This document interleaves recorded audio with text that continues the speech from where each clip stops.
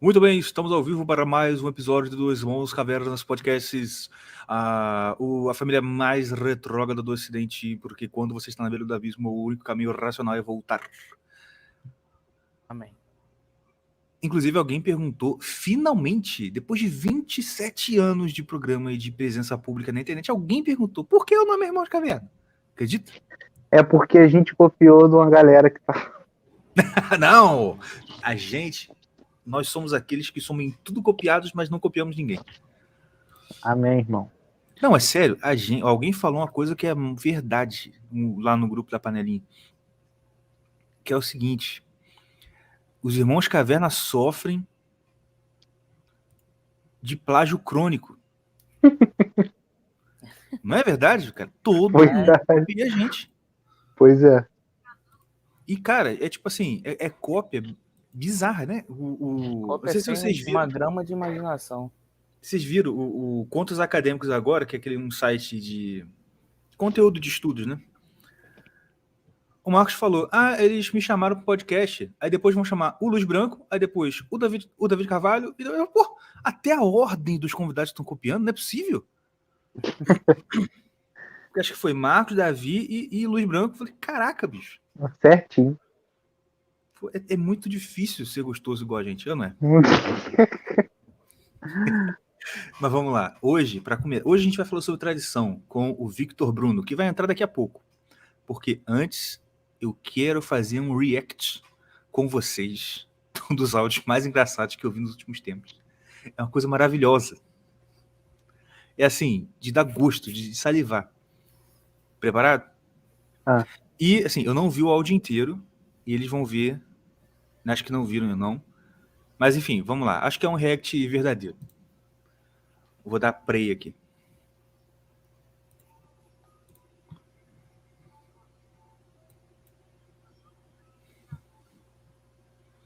Não tá dando pra ouvir. Cara, eu não tô ouvindo nada.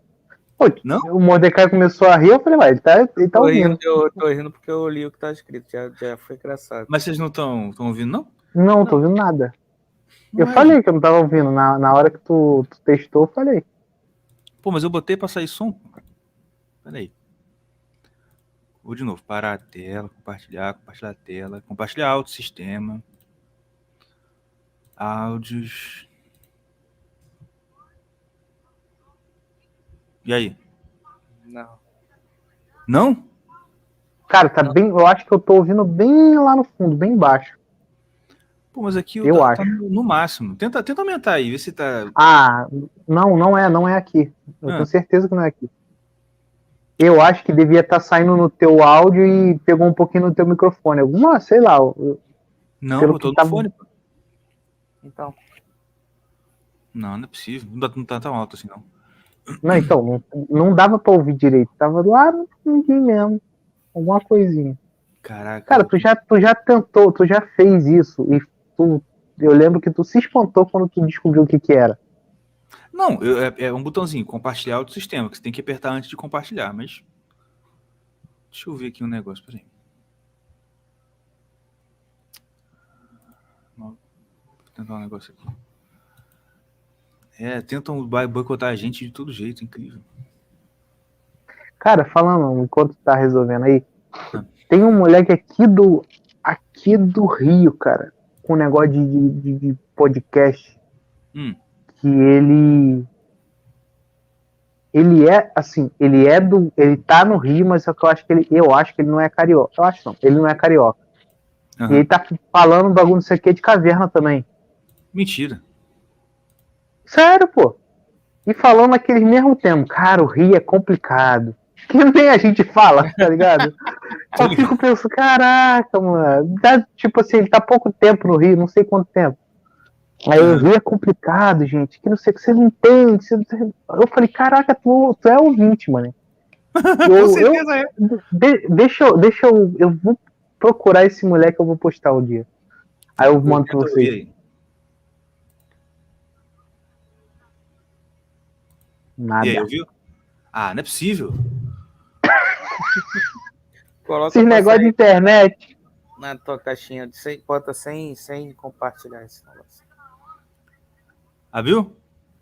Não. Não, Não é cara. possível, gente. O que eu tô fazendo de errado? É isso aí, Chat, galera. ajuda aí, chat. Quem Ô, sabe chat. faz ao vivo. Quem não sabe, não faz. Ah, não, cara. Que porcaria. Não, alguém do chat vai saber como é que faz aí, senão Ah, não tem ninguém no banho. chat? Gabriel.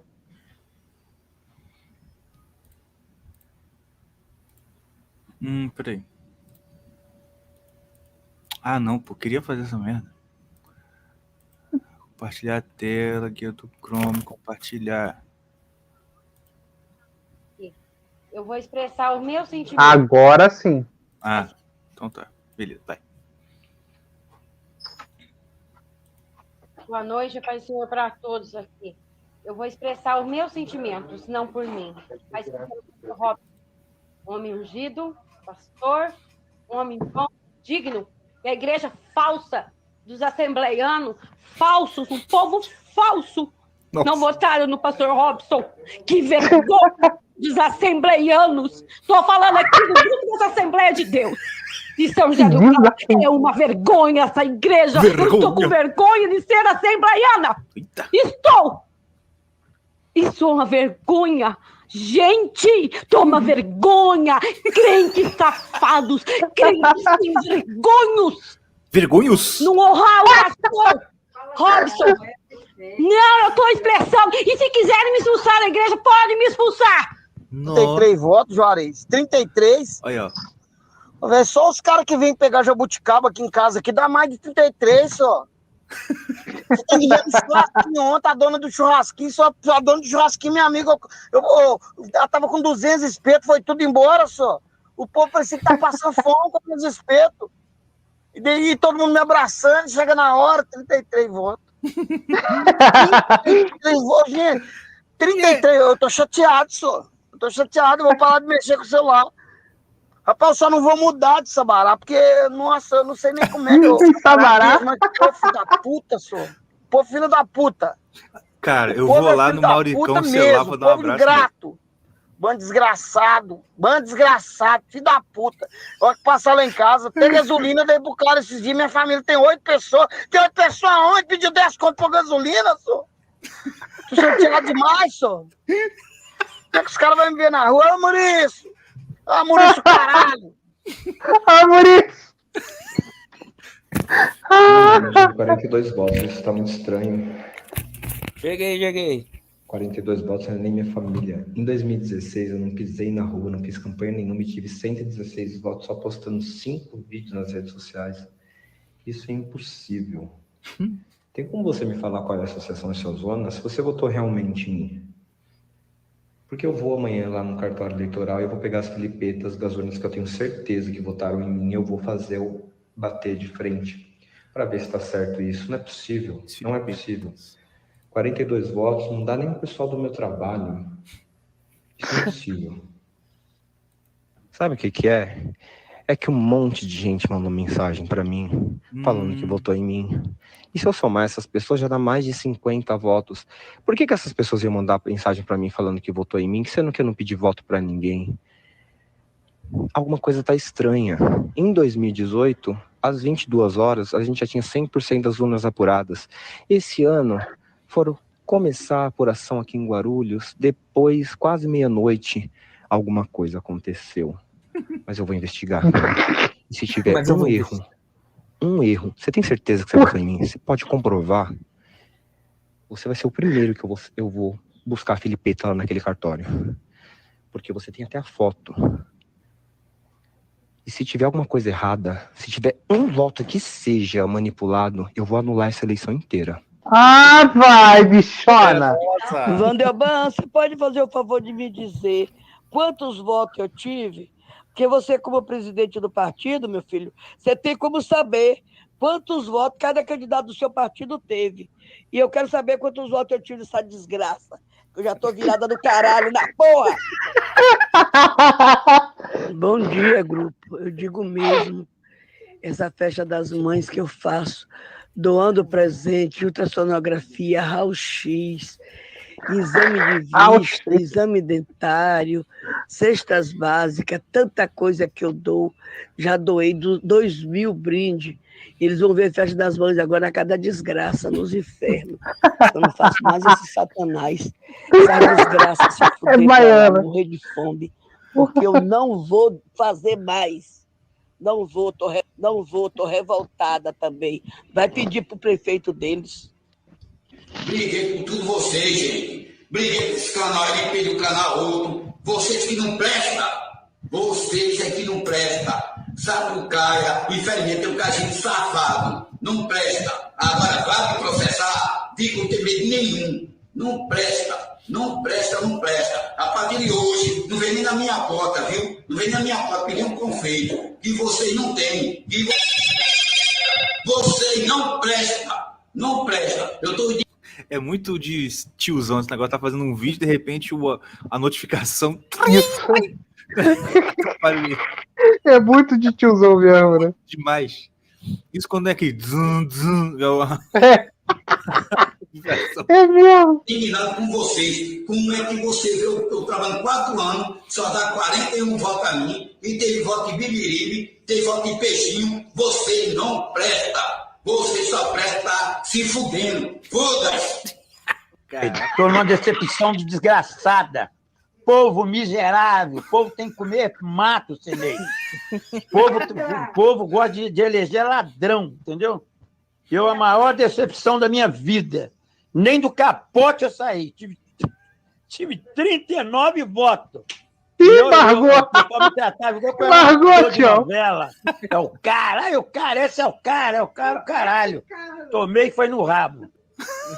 Acabei de ver que Patrimônio de São Raimundo tem fé em Deus, Nossa Senhora Aparecida, que vai todo mundo tomar no cu.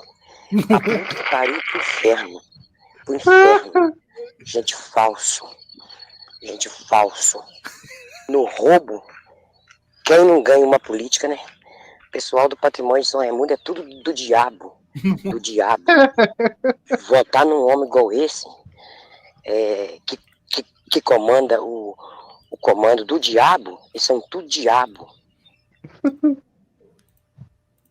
Para saber quanto que eu ganhei, é para poder debochar, porque quem votou em mim só foi pessoa da minha família, 9 pessoas da minha família, certinho, votaram em mim.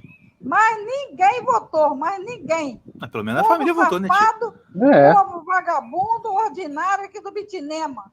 Esse povo não vale nada. Esse povo tem que morrer todo aqui no Bitinema, nesse brejo. Morrer nesse brejo aqui desse Bitinema.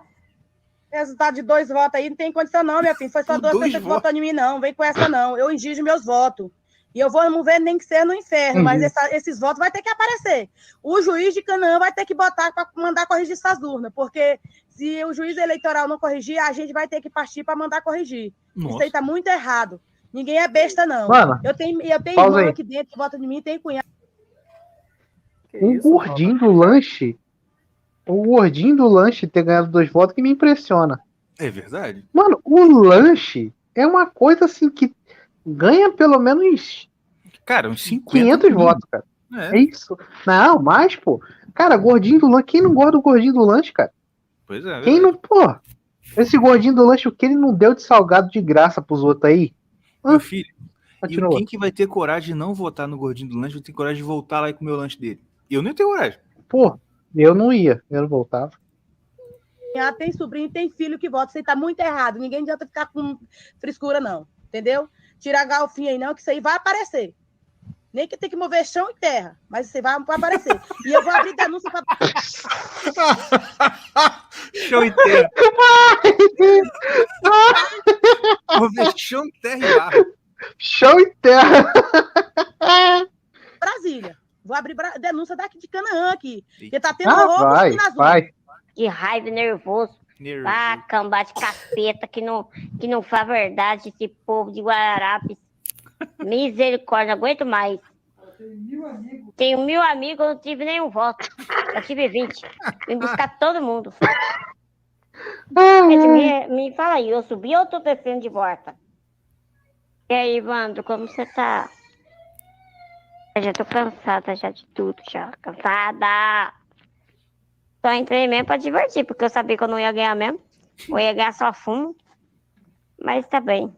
Eu gostei de participar com vocês. Foi legal, tudo, mas falso. eu não vou mais não. Eu tô de boa. Vou sair do grupo, gente. É muito falso. Eu sabia que não ia ganhar, né? Pensei que eu ia ganhar pelo menos 50 votos. Deu 26. Tá bom. Que Lúcio amaldiçoe a todos os bosta lá dentro, filho da puta da desgraça. Eu sabia que não ia ganhar, né? Pensei que eu ia ganhar pelo menos 50 votos. Deu 26. Que Lúcio amaldiçoe a todos os bosta lá dentro, filho da puta da desgraça da cidade e que sejam totalmente amaldiçoados dentro dessa cidade. Eu vou fazer de tudo para destruir essa desgraça.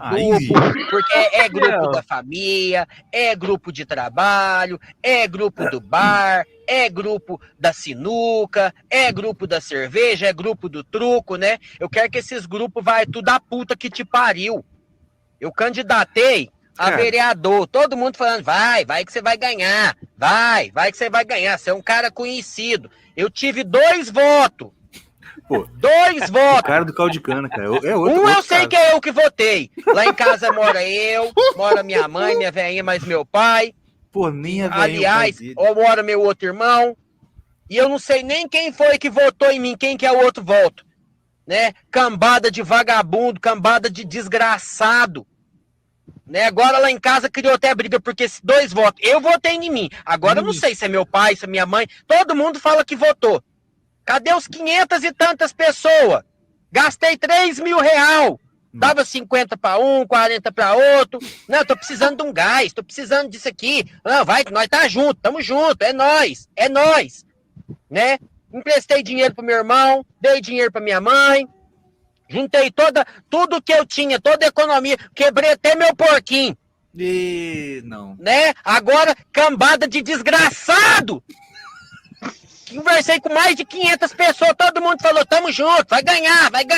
Quem votou em mim, desgraça? Eu sei que eu votei em mim, quem que é outra pessoa? Não sei nem se é minha mãe, não sei nem se é meu pai, não sei nem mais em quem que eu posso confiar. Grupo disso, grupo daquilo. Ele emprestou dinheiro pro irmão e deu dinheiro pra mãe só por causa da... Pois é. Da eleição. Não, o engraçado é isso, é que, tipo assim, é que não rola, né? Mas se fosse um, sei lá, um promotor chato, ia pegar tudo. Então deixa eu abrir. Quer dizer que o senhor comprou voto, né? E o grupo da família, grupo dos cornos, vai tomar no cu! Vai tomar no cu! Vocês não querem depois que a gente chega, não quer que a gente fala isso, quer que fala aquilo. Cadê a cambada de desgraçado? Eu gastei 2 mil reais só com um, com outro. Pra família foi mais de R$1.000, então deu mais de 3 mil reais. Né? Não, eu vou pedir voto pra minha família. Cadê? Desgraçado! Eu quero que todo mundo me devolva meu dinheiro. Seus cambada de mentiroso, fala que é político que mente. É vocês que mente, cambada de chifrudo. Eu vou pedir conta até do meu emprego. Meu patrão, não, vai que eu vou voltar no você. Vai, né? Minha faquinha, todo mundo nós quer te ver crescer. Vai tomar no cu, patrão, filho da puta. Patrão capeta, seus vagabundos. Filho da puta, filho da égua. Quem falar em política comigo, eu vou dar um tiro. Eu vou mandar molar meu facão, porque nem dinheiro pra comprar um revólver eu não tenho mais. Se eu tivesse dinheiro pra comprar um revólver, eu ia comprar tudo de bala e ia matar vocês tudo. Cambada de vagabundo, filho da puta. Todo mundo que eu já falei, votei em você, é o capeta. Eu olhei lá, acabei de olhar, só tô com 2 votos. 2 votos. Cambada de chifrudo, filho da puta. Não me fala em política mais não, desgraça! Mas você sabe que tem uma história aqui da cidade que eu moro, teve um cara que teve 0 votos. E ele foi reclamar lá com o pessoal, né? Aí depois, cara, que ele reclamou, todo mundo ficou revoltado. Como assim, pô? O fulano, 0 votos, não é possível, ele pelo menos votou nele, né? Cara, depois foram ver. Sabe o que foi, cara? Na hora de fazer o santinho do homem, o cara da gráfica não botou o nome dele errado, o número dele errado. Tu falou isso, mano. E aí ele mesmo não lembrava o número dele, levou o próprio santinho pra poder votar. Errou o número dele. Céu, cara. 0 votos. Que bicho burro. Capeta! Boa noite, povinho filha da puta. Agora esse é muito bom. Esse eu lembro porque... Qual é o bairro dele? Quero que vocês definam o bairro pelo sotaque. É eu mesmo, Robertinho do Gelo, em depressão, porra. São João, Belfort Roxo, alguma coisa. Algum lugar. Sem dormir, porra. Por causa da palhaçada de vocês, porra. Só tive um voto, porra. Para de comer, beber, fica todo mundo atrás de mim. Eu passando na rua, vocês me idolatrando para lá e pra cá igual maluco. Robertinho do Gelo, Robertinho do Gelo. Robertinho do Gelo é o caralho, porra. Tomaram o cu, pô. Só tive um voto. Outro caso. E minha mulher votou em mim. O moleque tá bebinho já. Quem vai ter coragem de comprar gelo com esse homem agora? Não. O gelo vai vir todo mijado, cara. É. Ele tá bebinho ali, filho. Ele já tá quase chorando, sabe? É. Final de eleição, domingo à noite. Nossa, não, ainda é domingo à noite ainda, que é depressivo por si, né? É. Pra mim, o melhor até agora foi aquele primeiro lá, inclusive. Deilson! Nossa, muito bom. Cara, porque, assim, falando dos sotaques brasileiros, né? Sotaque nordestino. Cara, eu nem sei de onde o Vitor Bruno é. Mas já vou me queimar com o convidado logo de início, que eu não sei, né? Mas sotaque nordestino. Você acha graça de qualquer coisa que ele tá falando, só por sotaque. É. Ou então tu respeita. Quando ele tá falando sério, tu respeita o nordestino, né? Tá falando sério, pô, esse cara sabe o que ele tá falando. Só dele ser nordestino, tu já sabe. Esse aí sabe. Verdade. Verdade. Isso é real. O nordestino tá brigando. Quando o nordestino tá brigando com você, a briga parece que é mais nobre, né? Parece que é um senhor feudal brigando com você ali. É verdade. Agora, o mineiro chorando não tem coisa mais engraçada, não. Aquela raiva chorosa, tá ligado? Do mineiro, é a coisa mais engraçada do mundo. Bom dia, Monique. Monique, mulher, o que foi aquilo, hein? Pô, nem você votou em você mesmo. Pô. Zero voto, agora isso, viu? Obrigada, equipe aí, quem votou em mim. Quem não votou, traíra. Que Deus te condena pela sua falta de ética, viu? Pela falta de personalidade que você não tem. Você não tem. Tá? A arapuca cai por cima de quem tá devendo. Como é que é? Vocês pegaram o meu e não votaram Ela em juntou mim. um monte de ditado. Então, assim, e vocês que não votaram em mim, por favor, não dirijam nem a palavra mais à minha pessoa. Eu peço, até pelo amor de Deus, se você tem o mínimo de escrúpulo, tá? O mínimo de escrúpulo. Porque eu apostei em você. Verdade que o cara traz. Eu poderia colocar outras pessoas, pobres e honestas, que votavam em mim. Mas eu resolvi colocar vocês para trabalhar para mim. Resolvi. Então, falta de ética. Ó, caráter não se compra, não se vende. Caráter, quem nasceu com caráter tem. Quem não tem é uma pessoa indesprezável. 21 pessoas na minha equipe não votaram em mim. Vai pra porra que pariu! Vai pra porra que pariu! Esse aí foi mais profundo ainda. Não conta comigo pra nada. Pra nada. Eu estou Vai lá revoltada pro e saco chateada. do pai. Eu sou caladinha, não sou? Ah, mas quando eu zango, ninguém me segura, viu? Ladrão, roubaram meu dinheiro e não votaram em mim. Vai pro inferno. Vocês são ladrão. Pegaram meu dinheiro e não votaram em mim. Tropa de ladrão. Tropa de ladrão. Eu tive 31 votos e eu contei. Quem é que é o jurídico dessa merda toda? E eu acredito que não pode ser só o Dourado. Porque aquilo ali é um boca aberta. É um merda. Mas a gente precisa recorrer isso aí agora já. Porque é impressionante, cara. Não tem como a gente ter perdido em todas as urnas. Isso é gaúcho ou é paulista? Eu tô na dúvida agora. Gaúcho, cara? Merda. Eu não acredito que a gente perdeu em todas as urnas, só não na Datapé por 20 votos, porque a gente estava melhor em todos os lugares. Todos os lugares, interior, Piratini, Floresta, Centro. Não acredito nisso. Eu vou mandar isso aí para a organização. Eu também não acredito que a gente perdeu em todas. Não pode ser. Essas urnas estavam adulteradas. E agora parece também que lá está tudo travado. Por que está travado? Que teve hacker. O que está acontecendo? Alguém tinha que ir lá verificar isso. Porque não é possível, alguma coisa está errada. Agora se aquete nesse grupo aí, vamos prestar atenção aí. Se aquete, vamos rezar. Chega de bagunça e de conversa. Vamos rezar agora, tá? E vamos esperar e depois nos encontramos na festa. Gente, será que não tem como a gente rever essas urnas? Porque eu estou achando que essas urnas estavam adulteradas. Não é possível o povo ser tão burro desse jeito. Não é possível. E eles têm hacker, eles têm tudo. Eles são sem vergonhas. Tem até helicóptero passando aqui, ó. Vai descer agora um helicóptero, uma loucura, foguete, música. Não, eu quero me matar. E eu no beijo dele. E eu tenho que aturar agora eles aqui, ó. Maior festão estão fazendo aqui. Do lado da minha casa, aqui na Vila Olímpica. Tiro de foguete, estão se juntando. E sonzeira. Agora, isso é um saco interior. Isso é um saco. No interior é assim. Eleição municipal. Perde o lado do ar, mano. Quer dizer, o lado que ganhou é uma baderna. E eles vão pra casa de onde do cara que perdeu fica bagunçando. E se você mora perto do cara, você tá ferrado também, que é bagunça perto da porta da sua casa o dia inteiro. Caraca, é mesmo? É, pô. Eles são tentados, são muito atentados. Peraí. Não me faltava mais nada. Meu Deus. Se fizer isso aqui, dá uma chacina violenta. Não, então, mas porque aí como já é muito mais perigoso, né, eles não têm coragem. É aquela coisa de... Igual a arma nuclear, né, que ninguém tem coragem de apertar o botão. Aí é mais tranquilo, então eles bagunça mesmo. Não, né? Onde tem mais, nos últimos 10 anos, inclusive 4 anos junto com o Charrad, que eu ajudei demais. Foi mais de 800 viagens para São Paulo, né? Nossa. Girou mais de 7 mil pessoas durante essas viagens.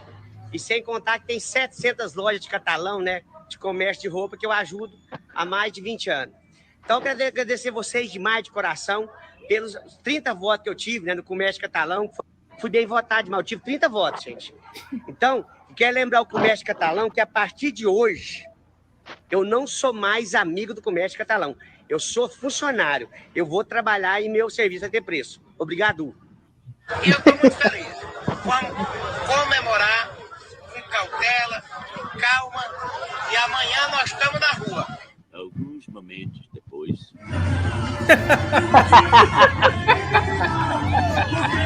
Que maravilha, cara. Ele tá pelado?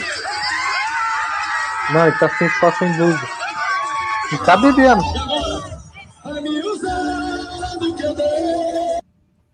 É isso aí, minha gente. Ó, tirei o cara aqui sem querer. E aí, Vitor, tudo bom? Opa, gente, beleza? Como é que vocês estão? Joia, graças a Deus. Obrigado. Pensei que você tava. Eu tinha te colocado, pô, pra assistir junto aqui. Não, eu tava assistindo, mas eu tava aqui no bastidor, segundo o StreamYard. Maravilha, cara. Ó, primeiramente, muito obrigado por você ter estado participar aqui com a gente para falar desse assunto, que é um assunto que está em voga, né? É um assunto que tá voltando a cena pública, vamos dizer assim. Pelo menos assim, a cena internética. Ou pelo menos, eu não sei se está voltando a ser eu que estou entrando aonde isso aí sempre rolou, mas, de qualquer forma, a gente precisa, acho que é bom a gente tratar desses assuntos aqui, até para desfazer muitos enganos que a gente pode ter ouvindo esse tipo de assunto de outras fontes. Enfim, antes de mais nada, queria pedir para você se apresentar para o povo aí que não te conhece e que a gente continue, a gente dá início ao nosso papo aí. Então, meu nome é Victor Bruno, a minha arroba no Twitter é a Self, eu tenho o Instagram também, @VictorFBruno, e a minha pesquisa, eu uso um termo que é o do Walter J. Hanegraaff, né, que é conhecimento proibido. Meu interesse no momento, essencialmente sobre isso. O que significa conhecimento proibido? Ou conhecimento rejeitado? Não, apesar da terminologia parecer um tanto quanto New Age, ela é essencialmente tradição e modalidades de conhecimento que, durante a criação do mundo moderno, isso quer dizer uma racionalidade mais materialista, mais voltada para o palpável, para a realidade imediata, ela passou a ser rejeitada. Então, ou seja, questões como espiritualidade, tradições, ortodoxias, epistemologias não materiais imediatas, não contabilizadas pelos sentidos, vamos dizer assim, elas passam a ganhar cada vez menos precedência em relação a outros tipos de conhecimento. Então, meu interesse maior é justamente nesse tipo de mentalidade. Isso se estende para muitas e muitas outras áreas, especialmente as artes, porque a nossa noção moderna de arte, ela é muito deprimida em relação ao que os antigos entendiam por isso aí, né? A arte é um modo de fazer na sociedade. Então, por que deixou de ser assim? Eu me interesso primariamente nessas coisas. E aí entra em algumas das pautas que se tornaram populares, como você disse, né? Que deixaram de ser populares, ou que estão se tornando populares agora, especialmente na última década, né? Tradicionalismo, simbolismo, etc, etc. Agora, se eu puder me estender um pouquinho mais na resposta, claro. Existe esse interesse, ele passou a ser recente. Não, você não está chegando atrasado na festa, não, doutor Caverna. Você tá na onda à medida que ela vai se propagando. A gente vai discutir ao longo da transmissão mais sobre isso, mas esse interesse, ele se enfatizou nos últimos, diria, 3, 4 anos. Esse interesse em tradicionalismo, simbolismo e tal, muito em conta dos esforços do Olavo de Carvalho, né, professor Olavo, como também por um processo natural se eu não me engano, o Julian Marias fala, toda escolástica tem um seu nominalismo, né? Então, se a escolástica atual é esse pensamento racionalizante, materialista, até pós-materialista, né? Porque cada dia que passa a gente vê mais abstrações se transformando em materialidade, né? Como, por exemplo, a discussão sobre gênero, né? O material, o biológico, ele deixou de ser a principal prerrogativa, mas a gente ainda está num paradigma puramente sensorial, né? Porque assim, eu sinto que eu não sou uma mulher. A prerrogativa ainda está no eu, já não é um eu materializado, né? Não, já não é um empírico, mas ainda é puramente humano, né? Ainda é a prerrogativa humana, não a prerrogativa espiritualizada. Então, eu creio que, além dos esforços do Olavo, que não era nem... deixou de ser um esforço principal dele com o passar do tempo, né? À medida que ele se enveredou para a política. Mas existe também essa reação natural de rejeição a esse, como diria o Bolsonaro, né? Eu sou contra tudo que tá aí, né, porra? Tudo isso aí que tá aí, Não, é verdade. E assim, mas inclusive, muito obrigado, porque na minha vida é tipo uma raridade eu chegar numa coisa que eu não já tô pegando o rabo do tacho, tá? Isso é uma constante. Por exemplo, virei católico agora há pouco, né? Na rapa da rapa do tacho. Mas enfim, isso aí é uma coisa que é verdade, assim, professor. Não, eu queria saber há quanto tempo você se converteu. Que mal lhe pergunto. Faz 2 anos. 2 anos. Não, mentira, 2 anos. Vai fazer 1 ano agora. Assim, fez 1 ano, quer dizer, foi no início do ano passado. É porque eu sempre marco, assim, que, por exemplo, Corpus Christi. Teve agora, mas eu falei assim, putz, né, já passei um Corpus Christi, sendo católico, só que não tinha feito nada por causa, né, pandemia, etc e tal, então tava tudo meio parado. Agora que tá voltando. Então faz 1 ano e pouco. Mas assim, eu sempre fui cristão, a gente é de família cristã, a gente é de família evangélica desde sempre. E eu fiz a transição, né, eu voltei para casa faz pouco tempo, mas eu tava no Burgo há já algum tempo.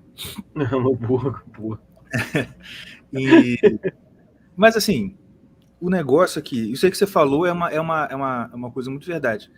Já há algum tempo que está tendo uma reação geral, principalmente da juventude, né, contra tudo isso que está aí, né? Tipo assim, porque uma galera meio que pegou muito forte aquela noção de que é o seguinte, olha, cara, essa galera que agora tô chamando de woke, né? Eu demorei a entender essa terminologia, mas enfim, é pessoal aí, tipo, esquerdista, identitário, esse povo aí maluco, eles ainda se acham contra o sistema, sendo que todas as grandes empresas estão botando arco-íris em junho, né? Tipo assim, e uma galera já entendeu muito bem que é o seguinte, cara, esses caras são um bando de otário, porque eles estão se achando aí Race Against the Machine em toda a machine tá a favor deles, então tem uma coisa errada, né? E estão achando de volta que estão achando que o caminho muito provavelmente é um caminho voltando para a tradição, que inclusive quem me segue lá no Instagram, você segue a gente lá no Instagram, viu que eu respondi uma pergunta dessa, né? Alguém perguntou por que o podcast chama Irmãos Caverna, e até a pessoa depois falou, poxa, eu pensei que era por causa do Capitão Caverna, aquele desenho, né? E todo mundo acha mesmo que é por causa disso. Mas é que, na verdade, eu lembro, e pior que a pessoa perguntou, eu lembrei direitinho, assim. Eu tava lendo Ortodoxia do Chester, e aí, numa hora do livro lá, ele fala, tem uma tirada, né? Tinha muita tirada boa, e ele dá uma tirada, tipo assim, criticando o progresso, essa idolatria do progresso, e ele diz que, olha, você não pode ficar querendo progredir, porque a gente agora tá na beira do abismo. Então, o progresso é voltar, não é seguir em frente, porque senão você vai cair, despencar, né? E aí, essa ideia de, quando a gente tá à beira do abismo, progresso significa dar meia volta, eu falei, cara, muito bom. E aí, quando eu pensei em criar podcast, eu queria fazer uma coisa que remetesse a essa coisa de ser mais antigo, né? E inicialmente eu pensei uma coisa assim, falar alguma coisa em relação a porque a gente é irmão mesmo, né? Nós três somos irmãos. Aí eu pensei, irmãos, alguma coisa assim, medieval, clássico. Aí eu não tava encaixando. E quando eu pensei, Irmãos Caverna, ficou mais sonoro. Eu falei, não, Irmãos Caverna é legal. E aí foi, né? Mas é isso. Ontologia da Caverna. É o quê? Ontologia da Caverna. Não, e assim, e o pessoal acha que é ou por causa do Irmãos Caverna, do Capitão Caverna, ou por causa da Caverna de Platão, né? Assim, gente, eu não sou tão profundo assim, não. Foi mais simples. Mas você estuda essas coisas numa pegada acadêmica mesmo, né? Eu sou de vocação um scholar. Inclusive, eu não diria que eu tinha ou tenho uma dificuldade em me comunicar na internet, mas eu tenho uma dificuldade para... A minha marca é um certo rigor. Eu sou um escritor rigoroso, né? E eu treinei durante muito tempo para ser um man of letters, né? Para ser um escritor de certa erudição, que é o perfeito contrário da internet, né? A internet é um lugar, assim, verdade seja dita. É mais o Twitter, né? Do shitpost. É um lugar de consumo rápido. Foi criada para ser um fast food de informação. A gente tem a ideia da internet como um lugar onde é permitida a livre troca de conhecimento, porque a gente tem a ideia da internet 1.0 ainda. A internet primariamente de texto, né, de comunicação primariamente escrita. Mas hoje você tem uma internet em que tudo acontece ao mesmo tempo visualmente, certo? Então, o principal disso é o constante bombardeio de anúncios que nós vemos, inclusive no Twitter, apesar do modo de comunicação do Twitter ser primariamente o texto, mas é um texto curto, né? É um parágrafo no máximo. Mas você tem as propagandas em vídeo, hipercoloridas, por exemplo. Eu não consigo abrir o Twitter sem ver aquela porra daquele anúncio com a Ana Clara do BBB ofertando empréstimo para jovem adulto, né, que é hipercolorido. Ou então rico.com, né? Ou então o Instagram, em que 7 de cada 5 stories é um anúncio de alguma conta, entende? Então, é um anúncio rápido, um anúncio que oferece riqueza, que é, enfim, alguma comodidade. Então a internet ela não é um lugar que privilegia pessoas que têm um modo de comunicação um pouco mais, uma escrita um pouco mais rigorosa. Claro que aqui, inclusive o nosso amigo como o Dr. Lucas Salisbury, somos exceções. A gente está interessado em um tipo de coisa muito obscura que é difícil de se traduzir. O Salles tem um modo de se comunicar muito melhor do que o meu. Ele consegue se fazer entendido de uma maneira que eu não sou. Mas eu entendo que existe, do mesmo jeito que o exército tem as suas hierarquias e cada pessoa desempenha uma função diferente para o avanço da missão, eu entendo que talvez o meu espaço não seja de uma comunicação pública, né? Uma comunicação, entre aspas, acessível, mas de uma maneira mais, vamos dizer assim, mais acadêmica mesmo. E eu não me incomodo com isso. Durante algum tempo eu me incomodei, porque, tipo assim, porra, ninguém nunca vai me ler. Mas não é verdade. Pode ser que seja um público menor, mas, enfim, o importante é o que você falou, tipo assim, cada um tem o seu papel mesmo, tipo assim. Porque assim, é a analogia bíblica do corpo, né? Cada um faz uma coisa e é bom fazendo aquilo. Por quê? Por mais que o próprio Salles ou eu comece a escrever sobre o assunto, a gente fala muito disso no podcast, mas não alcança o mesmo lugar que você alcança com uma publicação acadêmica. E é importante ter uma publicação acadêmica. Por quê? Porque, por exemplo, querendo ou não, né? Até puxando um pouco sardinha para o seu lado, cara, é um artigo acadêmico e vários artigos que vai formulando e vai tentando quebrar o gelo da comunidade científica, que é a origem de todo o mal atual, entendeu? Exato. Eu tenho só te interrompendo rapidão, seu Caverna, mas assim, eu tenho uma meu espaço é esse. Por exemplo, na newsletter, ou mesmo no canal do Telegram, porque eu tenho uma parada com o Instagram, enfim, não dá para produzir conteúdo em escala industrial. Qual o seu Telegram? Fala aí que eu vou entrar agora no canal. Pode jogar no meu nome mesmo, Victor Bruno, no Telegram. Tradicionalismo, filosofia, simbolismo. Pode, por favor.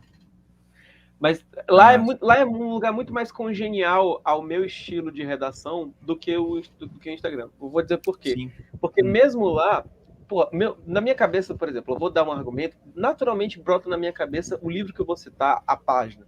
E muitas vezes é de cor. Então, assim, e lá eu tenho um número ilimitado de caracteres em que eu posso desenvolver um pensamento, que eu não posso fazer no Instagram, não posso fazer no Twitter. E eu acho importante isso.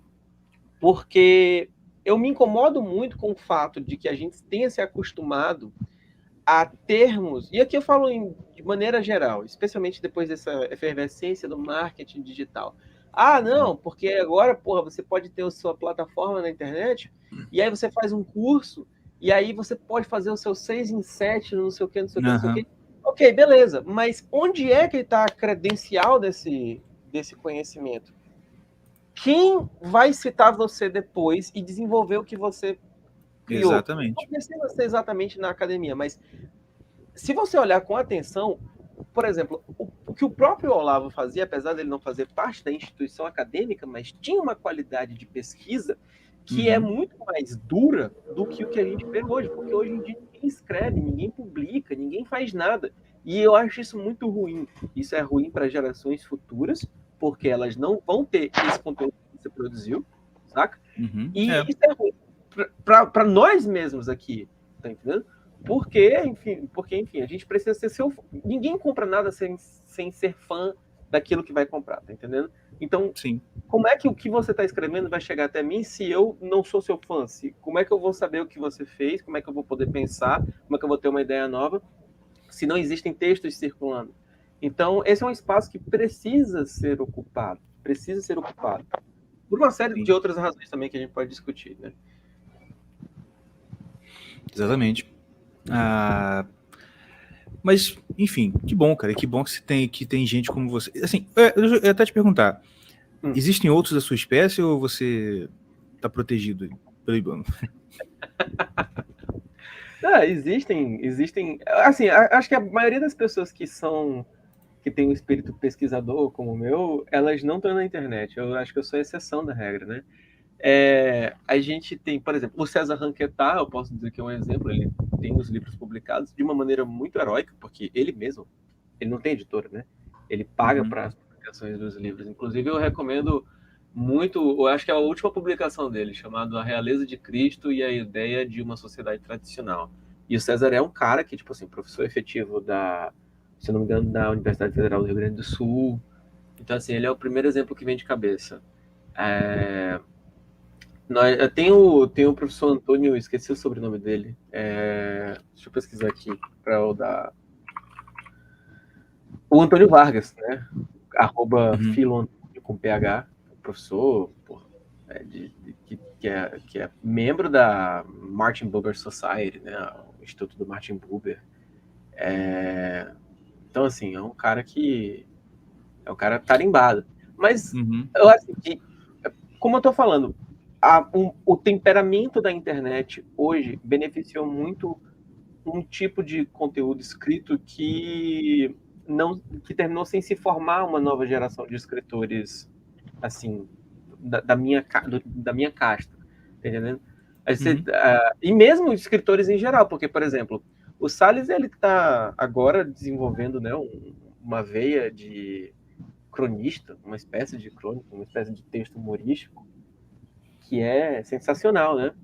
Mas, porra, quantas pessoas estão escrevendo igual a ele? Porque ele tá meio que enveredando na tradição do Lord Az, né? E... Pô, mas não Só tem... que mais anárquico que o Lord Az. Assim, mas, tipo assim, o Salles tá solto isso aí. Quem é que tá fazendo texto parecido com o dele na newsletter? É verdade, não tem ninguém. Ninguém. E isso é um problema, entendeu? Eu interpreto isso como um problema. Porque você não tem uma escola, você não tem vida. Pessoas estimulando produção de qualidade, tá entendendo?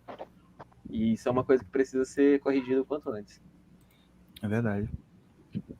Mas, cara, deixa eu falar. Pra quem não conhece nada do assunto, pra quem é leigo, bem leigo, igual os nossos ouvintes. Porque e os integrantes da bancada também. Porque a bancada sabe pra caraca. Poxa. Mas assim, olha só. Uma pergunta comum, e assim, que eu vou fazer pra você, que assim, uma pergunta que talvez não é comum, mas talvez seja uma pergunta de muita gente, certo? É o seguinte, a gente vê, por exemplo, a maioria das pessoas que ouviu falar sobre tradicionalismo, primeiro que o pessoal pensa que isso aí é a igreja católica tradicional, né? Tipo assim, não, tradicionalismo é, enfim, o pessoal sede vacantista, sei lá. Mas quando você... Não, você tá falando do Guénon, tá falando do Schwann, do pessoal da escola, né? E assim, por muito tempo, acredito que muita gente que também era aluno do Olavo, só ouvia falar desses caras como uns caras muito ruins, muito maus. Gente para não ler, entendeu? Sai fora, entendeu? No entanto, assim, eu comprei recentemente 2 livros do Martin Lins, um até que o Olavo indica, né? Eu não vou falar que o Olavo fez a caveira dos caras, mas é porque eu acho, e você pode o do Shakespeare que você comprou? Um dos que você comprou? Comprei do Shakespeare e a Sabedoria Tradicional e Superstições Modernas. E o box do Guénon, que eu comecei a ler aqui aquele mais grosso, como é o nome? A Crise do Mundo Moderno ou o Reino da Qualidade? Nenhum nem outro. Simbolismo... Símbolos Fundamentais da Ciência Sagrada. Que eu, inclusive, se um dia a editora Irmãos Caverna vingar, eu vou rebatizar para o mínimo que você precisa saber para não ser um exo-chato. Porque é tipo... Porque é daquele formato, né? São vários artigos do Guénon reunidos num livro, né? Eu pensei que ia ser uma parada exposta ali. Mas não, é um monte de artigo. E sim, não tô falando que isso é ruim, não. Pô, muito bom o livro. Mas, enfim. Eu acho que... Eu acredito que o que aconteceu com o pessoal que ouviu o Olavo falando era que o Olavo estava dando as impressões finais de um cara que já leu isso tudo e está julgando o que leu, entendeu? Exatamente. Tipo assim, né? Tipo assim, olha, eu já li isso aí tudo, já entendi o argumento de todo mundo e a minha contribuição é que esses caras estão errados e eu acerto isso aqui, né? Tanto que aquele curso de esoterismo dele é bem isso aí, né? Se você for ver. Só que aí acho que isso acabou gerando um efeito que é o que? O pessoal meio que pegou uma ojeriza, tipo assim, não, você lê Guénon, você tá traindo o Olavo de Carvalho, sabe? Tipo, um negócio porque assim. Também tem muito lance o brasileiro é assim, quando alguém que ele respeita muito desaconselha alguém, ele debocha como se ele fosse superior, né? Tipo assim, ele é superior ao Guénon, por exemplo. Exatamente. Sendo que ele não sabe merda nenhuma, tá ligado? Exato. E aí, por conta disso, eu ia te perguntar. Para quem não sabe nada disso aí, você indica começar com qual texto, ou qual livro, ou você acha que tem um texto que pode dar uma introdução legal para esses caras? Assim, pessoas assim, que não conhece e que, como eu, agora eu tô vendo que, não é um bicho de 7 cabeças. Tem muita coisa que é super compatível com o que a gente ouve do Olavo, do Gugu e tudo mais. Eu queria que você fizesse essa pergunta para mim daqui a 2 meses, porque eu estou escrevendo um livro de introdução ao Guénon. Ih, sério, cara? Olha só. Sério? Eu espero... Vai ser assim, o livro introdutório de 120 páginas no máximo, né? Mas, enquanto o livro não vem, eu acho... Cara, eu sou da opinião que a melhor introdução sempre será o próprio texto do cara, entende? Sim. E aí eu recomendo, por exemplo, se você for ler o Guénon, eu recomendo. Eu sei que é uma opinião meio que polêmica, né? Tem gente que prefere que você leia o Guénon pela ordem. Agora, eu prefiro que o cara que não sabe nada de Guénon leia A Crise do Mundo Moderno e em seguida O Reino da Quantidade, aí depois passa por livros simbólicos. Porque o argumento da escola tradicionalista ele é muito simples. E eu não me surpreendo. Eu não me surpreendo com o fato do Olavo ter passado a desdenhar um pouco não, desdenhar mesmo. Eu acho que ele desdenhava no fim da vida a escola tradicionalista. Apesar dele mesmo nunca ter, no coração dele, eu duvido muito que ele tenha abjurado. Eu também. Do tradicionalismo. Nunca. Inclusive o Ricardo de Carvalho, que apesar de sobrenome não é parente do Olavo, fez uma vez tweetou um negócio que eu tinha pensado, mas nunca tinha escrito sobre isso aí. Se você é familiarizado com os textos tardios do Olavo, procure lê-los como se ele não tivesse abjurado da boca para fora. Que você vê que continua fazendo sentido, tá entendendo? Sim, e só para me estender um pouco mais nessa resposta, só para você ver o tamanho do amor que o Olavo sentia. E não é na juventude, porque o Olavo já era um homem de 40 anos nos anos 80, né? Que é quando ele começou a publicar aqueles livrinhos da Nova Estela, sabe? Esse aqui é o prefácio de Astros e Símbolos. É um parágrafo para vocês verem aqui, se dá para vocês entenderem do que eu estou falando. Olha só. Pretendo jogar desde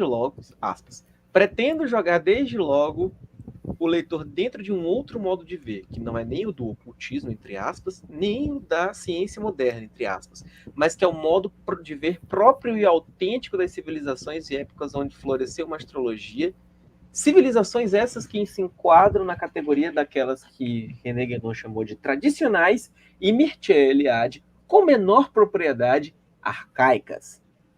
Assim, mais que um estudo informativo, que as dimensões do livro não comportariam, o presente trabalho se oferece como uma experiência intelectual a ser realizada pelo leitor.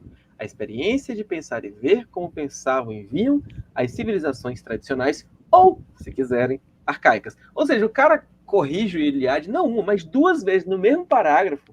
Ele diz assim, o certo é tradicional, igual o Guénon falava, viu? Não é arcaico não, é tradicional. Sim, sim. E esse livro, por acaso, é dedicado ao Marco Palles, que também é um autor da escola perennialista, tradicionalista. Né?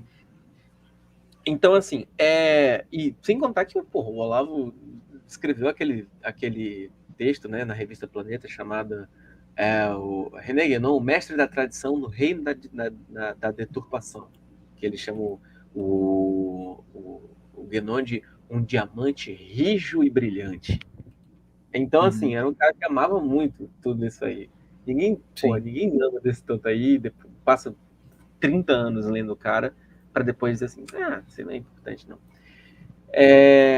Então, assim, eu recomendo que as pessoas leiam, porque, inclusive, uma coisa que eu falo no prefácio desse livrinho que eu estou escrevendo, é que todo mundo que escreve sobre o tradicionalismo, inclusive eu mesmo, tem um ponto de vista muito forte, muito decidido, exatamente, talvez, porque esses caras sejam muito demonizados. Entende?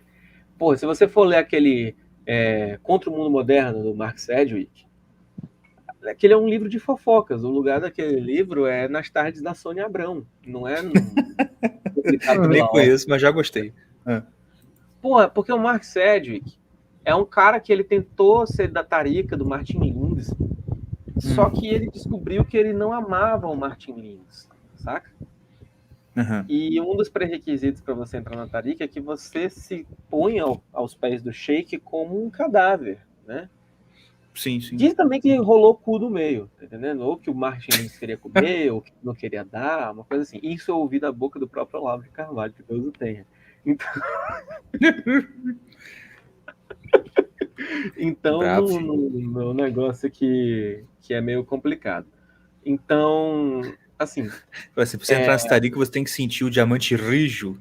Você tem que sentir o diamante rijo entrando em você. Então, assim, cara, todo mundo tem um ponto de vista. E os tradicionalistas, obviamente, porra, são pessoas que escrevem... Se você pegar as biografias que os tradicionalistas escrevem uns dos outros, são quase como se fossem agiografias, entende? Mas é isso que falta. Mas é isso que falta em outros movimentos, até movimentos bons e tal, e que não vinga por causa disso, entendeu? É meio assim, era uma lição que a gente tinha que aprender com a maçonaria, tá ligado? Olha, entre nós aqui, ó, não existe, por exemplo, não, eu sou juiz, eu vou julgar imparcialmente. Não. Se for da turma, vai coisar. Tem que ser assim, pô. Se não for assim, não vinga. Não dá certo. Não, eu concordo. Mas só que assim, se o cara tá desde fora e ele pega, tipo assim, pô, tem um livro que é a biografia do Fritjof Schoen, chamado Fritjof Schoen, Mensageiro da Filosofia Perene. O cara, os caras, eles escreveram um livro. E o Schoen conseguiu um negócio que o Guénon não conseguiu em vida, que é assim, virar um santo vivo entre os pares. O livro é assim, todas as coisas que o Schoen escreveu tá marcado de vermelho. Nossa! Tá entendendo? Caraca! Todas as citações dele estão escritas em vermelho. Para quem não pegou referência, porque católico nunca abre a Bíblia, porque em algumas Bíblias as palavras de Cristo estão em vermelho, entendeu? Exato. Inclusive, posso fazer uma piadinha? Do missal, né? O que o padre tem no missal, isso. Posso fazer uma piadinha rapidinho antes de você continuar? À vontade. Gente, ele falou do Schoen, eu lembrei. Você lembra quando o Ítalo chegou aquele papo de que ele tinha papa na família, etc e tal? Lembra disso? Lembro. Claro, lembro. E me diz aí, Vitor, eu não sei se eu vi isso do Olavo, né? Eu não sei exatamente quem falou. Ou se o Schoen falou isso mesmo, né? Que o Schoen meio que se colocava como o papa de todas as religiões. Mas isso não é piada não, pô. Isso é verdade. Então, agora, com essas duas informações na mente, olha essa foto. Sei qual é. Mano, parece pra caraca o Ítalo. Ele é o papa na família, tá ligado? Parece, mano. Era só isso. O Doc, porra, literalmente Papa Doc.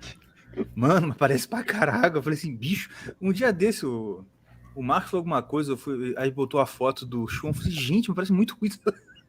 O Ítalo velho vai ficar a cara do Schoen, pô. Tem que botar aquele DAO e a inteligência artificial, bota lá. Fritjof Schoen as Ítalo Marcelo e ver o que sai. Pô, vou fazer isso agora.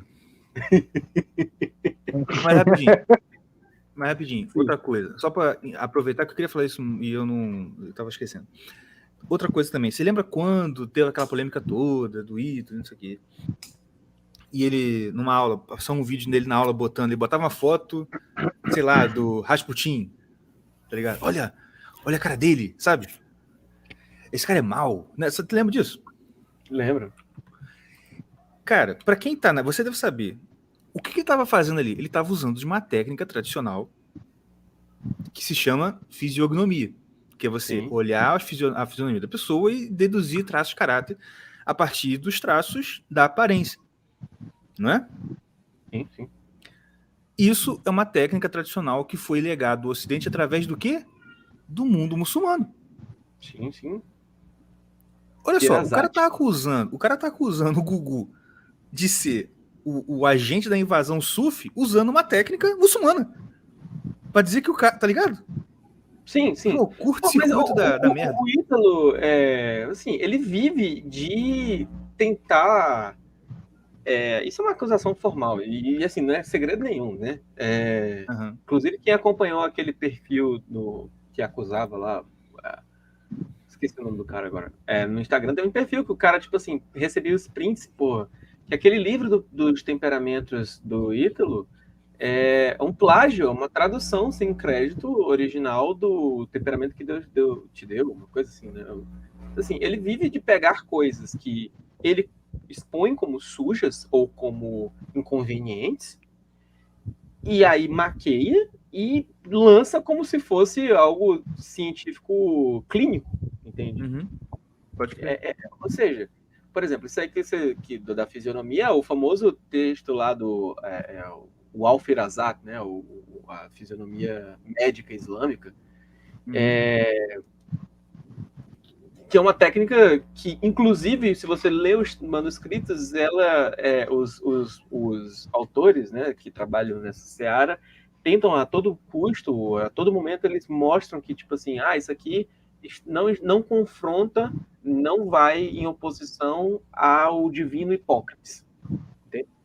Então, e exatamente isso, um dos motivos que me levam a estudar arcaísmos, né, tradicionalismos, que é o fato de que essas coisas, elas não são esoterismo no sentido ocultista da palavra, elas não são coisas herméticas de tempos obscuros, mas são ciências que foram praticadas ao longo dos anos. A gente tem a tendência no Ocidente, e eu acho que isso é uma causa, uma das essências da nossa crise, da nossa angústia, de achar que a nossa sociedade, que não tem 500 anos de informação, né, a revolução científica, ela não tem 400 anos ainda. Não é uma coisa milenar, é uma coisa muito, muito jovem, né? As nossas tecnologias, elas até, por exemplo, a industrialização, né? A sociedade industrial tecnológica, as nossas tecnologias, todas elas, inclusive que está permitindo que a gente converse, a essência delas não tem mais do que 150 anos. A Revolução Industrial ela não tem 200 anos completados ainda, de fato. Então, assim, e tudo que existia antes disso, na verdade, eram coisas que existiam desde os princípios dos tempos, apenas otimizadas para o uso da sociedade que era conveniente, né? Tem o Henry Sire, que é o cara que escreveu um exposé do Papa, né? Ele tem uma observação muito interessante dele. Se você olhar a evolução das tecnologias na sociedade, a evolução das ciências nas sociedades, inclusive nas sociedades ditas cosmológicas, né, Egito e tal, Ásia, né, mongóis, os caras, eles desenvolvem as tecnologias até um certo ponto, depois eles param. Não é que eles não saibam que podem existir coisas para além disso. É porque chega ali num teto ótimo para eles, e, bom, daqui a gente não vai passar. Não tem necessidade. Agora a gente pegou e jogou tudo que era milenar pela janela, só que a gente esqueceu que essas coisas, esses objetos científicos, eles não são apenas de uso prático. Eles também têm uma disciplina existencial por trás deles. A gente esqueceu que existe essa disciplina existencial, espiritual, enfim. Vamos dizer assim, como é que é o nome daquela? Holística, certo? Holística. E a gente escolheu ficar só com a casca do negócio. A gente esqueceu o miolo. Então, esses objetos que a gente se envaidece, esses saberes que nós temos, na verdade, são só a raspa do tacho. E não é à toa que a gente tem uma puta crise espiritual agora, porque a gente desdenha de coisas que são essenciais e cultiva o que é contingente. Tudo isso aqui que nos cerca é contingente. A gente não precisa de nada disso para viver de verdade. Sim, em 30 dias a gente consegue se readaptar e viver à luz de lamparina e aprender a caçar de novo. Entendeu? Porque isso aqui é tudo contingente. E esse interesse que as pessoas manifestam hoje, por isso, por todas essas ciências, é inclusive uma manifestação da crise na qual nós vivemos. É isso mesmo. Mas continuando aqui nessa questão, então você vai escrever o livro de introdução ao René Guénon, né? É o René Guénon ou a escola tradicionalista em geral? Não, é do René Guénon. Mas Você também lançou um curso, não foi? Um mini curso? Foi. Eu posso me acusar de ser um hipócrita, porque eu lancei um curso. De bônus, adivinha o que vem? Um artigo científico. Vem um paper mas o negócio é esse, assim, a parada realmente não... O problema não é o lançamento de um curso em si. O problema é o método do cara. É o cara que vai dar um curso de um assunto que ele aprendeu ontem e não domina nada, entendeu? Tipo assim, os caras igual vocês têm que lançar o curso mesmo. Mas inclusive, o lançamento do curso. Eu sou contra o cara ficar só nisso. Isso aí é que é errado. Viver de curso online. E eu falo isso reiteradamente. O cara, ele faz apenas isso enquanto ele critica a instituição acadêmica da qual ele não se atreve a se confrontar no campo deles. Tá entendendo? Pois é. Ah, não, a universidade é uma merda, é cheio de esquerdista e tal, vem aqui e compra o meu curso. Não, beleza, você pode ter seu curso, mas quando é que você vai tentar guerrear com eles na casa deles? Igual o Olavo ia lá na USP xingar o Alaô Café Alves na frente maravilhoso da USP, porra. Isso é que é o foda. Tá entendendo? Inclusive. Ao ponto de virar o professor da graduação da PUC. Pois é. Cara, inclusive. Não, vou falar. Teve graduação aqui? Não, o Olavo virou professor de pós-graduação da PUC, do Paraná, não foi? Uma coisa assim? Eu não me lembro agora se é Rio Grande do Sul, Paraná. Enfim, ele virou professor de pós-graduação, não tem graduação, não tinha graduação. Pois é. Mas, não, inclusive, para quem quer saber como debater, pega esse texto do debate do Olavo com a Alô Café. Porque é um debate que não acabe com o seguinte diálogo. Entendeu? Você está me chamando de mentiroso? Sim, mentiroso safado. Isso não foi um debate. Com a galera gritando. Esse homem é um desequilibrado. Aí o Olavo parte pro ataque. Muito bom. Não, mas o Olavo ele era muito bom nessa coisa de debate. Muito. Primeiro que eu reparei, ele sempre deixava o outro começar. Ele nunca começa o debate. Eu acho que as primeiras considerações do debate do Dugin também é o Dugin que começa. Sim, o Dugin começa.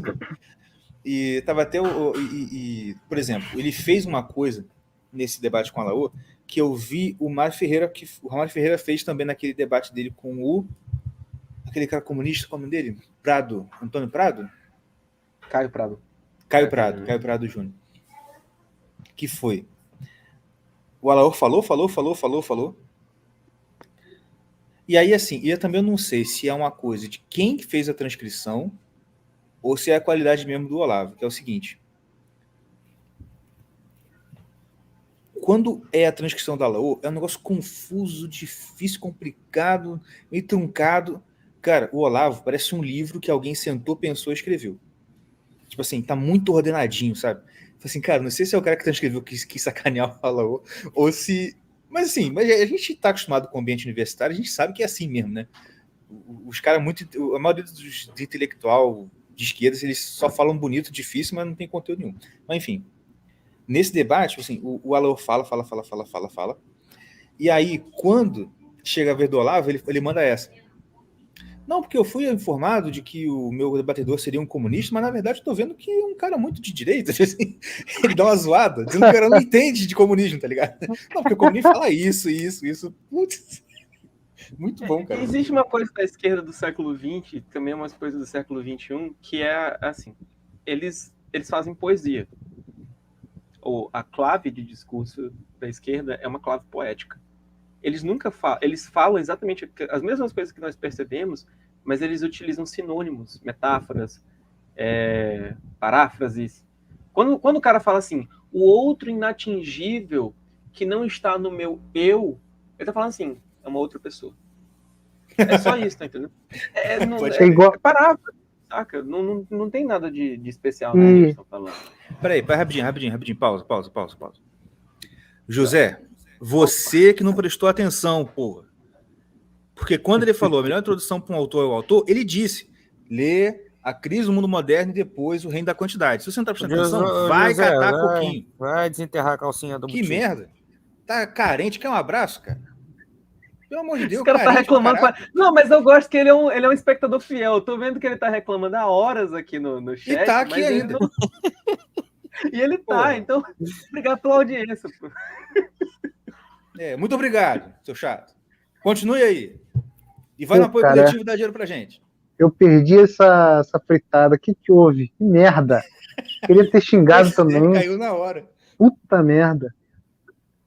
Entendeu? Mas continua, Vitor. Mas rapidinho, só o parênteses, eu tava falando, vocês não estavam me ouvindo. esse lance, cara, eu nunca tinha ouvido isso, não, sobre a esquerda ser poética.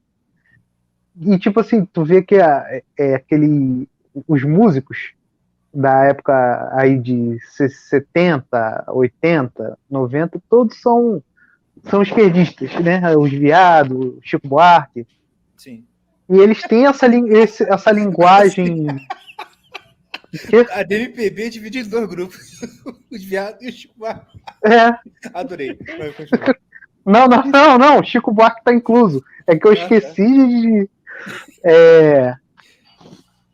Então, essa galera da MPB, Tropicália, são todos assim, né? Pra cantar uma música, você tem que pegar o dicionário do lado e ir acompanhando, porque tu não entende nada do que tá cantando, tá ligado? Não, é o contrário, se você pega o dicionário aí que você não entende mesmo. É um discurso parnasiano, é o outro contra a cabeça os caminhões, sobre os seus pés os chapadões. Tipo assim, só que esse, música é música. Agora um livro universitário escrito totalmente contra os meus pés dos chapadões é de fuder, tá entendendo? Sim, então, e eu acho que é por isso que eles se identificam, tá ligado? Né? Eu acho. Deve ser por isso que eles e o engraçado todos vão pra esse lado. Alguém falando assim, tipo, faz um tempo já, né? Tipo assim, todo mundo vai falar da grande profundidade da música popular brasileira, fala assim, não, cara, porque o Chico Buarque, olha aqui, ele fala cálice, mas é tipo, cálice de se calar, entendeu? Nossa, porra, vai ser um trocadilho, caralho! Meu Deus, um trocadilho! Nossa! Exatamente, meu Deus, um trocadilho! Não, e era... Cara, você não pode fazer uma música que é só um trocadilho. É uma ideia, tá entendendo? Estendida por 3 minutos a música. Sim. Porra, sim. Ninguém escreve como Chico Buarque, tá ligado? Por quê? Cálice, cara, cálice. Tu não tá ligado. Então, era assim mesmo na escola, mano. Caraca, o diretor. Olha aqui, olha aqui. Olha o bumbo da Bossa Nova. Tum, tum. Ele ia tocar. Você sabe que é que eu tô falando. Ele ia tocar bateria. É, esse mesmo. Capeta. Cara, ele era maçonzaço. Altíssimo aquele cara. Eu lembro até hoje, eu tava na secretaria. Aí chegou um cara parecia um bruxo. Aí daqui a pouco chegou o Resenha, beijo o anel dele. Meu Deus, quase fiz sinal da cruz, um cara evangélico na hora. Mas, bateu o pé e falou, tá repreendido. É porque agora eu me lembrei que eu tô com o Josué na cabeça. O cara conseguiu entrar na minha cabeça. Eu não citei só um livro, bicho. Eu citei, leia o próprio Guénon. Eu citei, ainda falando mal, o Sedgwick. E eu citei em oposição a biografia do Fritjof Schumann. Eu citei 3 livros, agora que eu me toquei nisso. Mas não tá prestando atenção. O José, ele desceu aí ele desceu baixo, ele foi baixo, ele chamou a gente de mané. Mané. Porra! Mané não. Olha aqui. Não desce do palco não, cara. Pelo amor de Deus, olha só. Sabe o que aconteceu? Eu tenho certeza que o José... Eu tenho certeza, José, que você tá acontecendo a mesma coisa que aconteceu com uma seguidora minha do Twitter antigamente. Que foi um momento... Cara, eu queria ter tirado o print daquilo, mas não tirei. Momentos memoráveis do Twitter, cara. Eu e o Marcos Monteiro. Cara, eu falei um negócio, veio uma senhorinha lá e deu um rage no meu Twitter. Aí o Marcos. E ele continua. É fã nosso mesmo, tá bom. Tá provando que é fã nosso mesmo. Mas ele continuou. Ele falou assim, o Marcos falou assim, tia, calma, é uma piada. E ficou... Tava. Aí eu falei assim, que isso, tia? Pelo amor de Deus, você esqueceu o remédio? Cara, daqui a pouco a mulher assim, realmente esqueci, agora que eu lembrei que eu não tomei. Obrigado, foi mesmo. Agradeceu. Tu lembra dessa? Foi, eu lembro. Memorável, aquilo foi muito bom. Mas, desculpa, mudamos do assunto pra caramba. Mas, enfim, continua. Eu tava falando da esquerda poética, eu acho. Sim, da esquerda poética. Mas é isso aí, porque os caras... só pra... Fica, inclusive, para saber como surgiu a esquerda poética, tem um livro muito bom chamado Um Departamento Francês de Ultramar, do Paulo Eduardo Arantes, que é sobre como a França, que é a inventora dessa esquerda poética, né, esquerda parnasiana, aportou no Brasil. Para quem quiser ler, já que falta fonte, tá aí uma fonte para vocês. Vão atrás do livro. Não é difícil de achar esse livro, você acha na estante virtual. E é uma leitura muito divertida, porque é um USPiano falando mal da formação da USP. Recomendação do Olavo, inclusive, no Departamento Francês de Ultramar. Entendi. Mas assim, o negócio da escola tradicionalista que eu tava lendo esses dias, né, o Símbolos Fundamentais. E uma coisa que eu me peguei, é um negócio que o jeito que ele vai mostrar, uma coisa que o Wu fala naquela introdução dos livros da obra do Guénon, né? E naquela live de introdução ele falou que é verdade, assim, ali, pelo que parece, é o Guénon, tipo assim, em ação, tipo assim, é o cara que tem uma capacidade de interpretação simbólica fenomenal em ação. E aí você começa a ver ele fazendo aquelas monte de associação doida que no final tem muito sentido. E você começa a ter uma capacidade de olhar as coisas e interpretar melhor, e ver símbolo nas coisas, né? Uhum. E fazer a analogia de forma melhor, né? Mas eu não tinha pensado em ler primeiro aqui A Crise do Mundo Moderno e A Ruína da Quantidade. A metafísica oriental, você indica deixar por último? Não. Eu diria que é um companion piece a esses dois livros. Porque, vamos lá, por que eu recomendo A Crise do Mundo Moderno e depois O Reino da Quantidade? Porque fica mais fácil você entender qual é o projeto da escola tradicionalista e o projeto do Guénon se você entender de onde é que ele está saindo, qual é a pressuposição dele a respeito da nossa inteligência atual e por que ele faz todo esse trabalho de recuperação e interpretação simbólica, né? Para dar uma pincelada geral, eu digo assim, que o projeto do tradicionalismo coincide, em certo aspecto, com o projeto guénoniano, porque o Guénon é o primeiro cara que a gente pode falar taxativamente que esse aqui é um tradicionalista no sentido escolar do termo, certo? Não que não existisse pessoas que não fizessem a mesma coisa que ele faz, mas era de uma maneira muito qualificada / isolada, né? Porque o Guénon, ele surge no contexto ocultista de Paris de fim de século, né?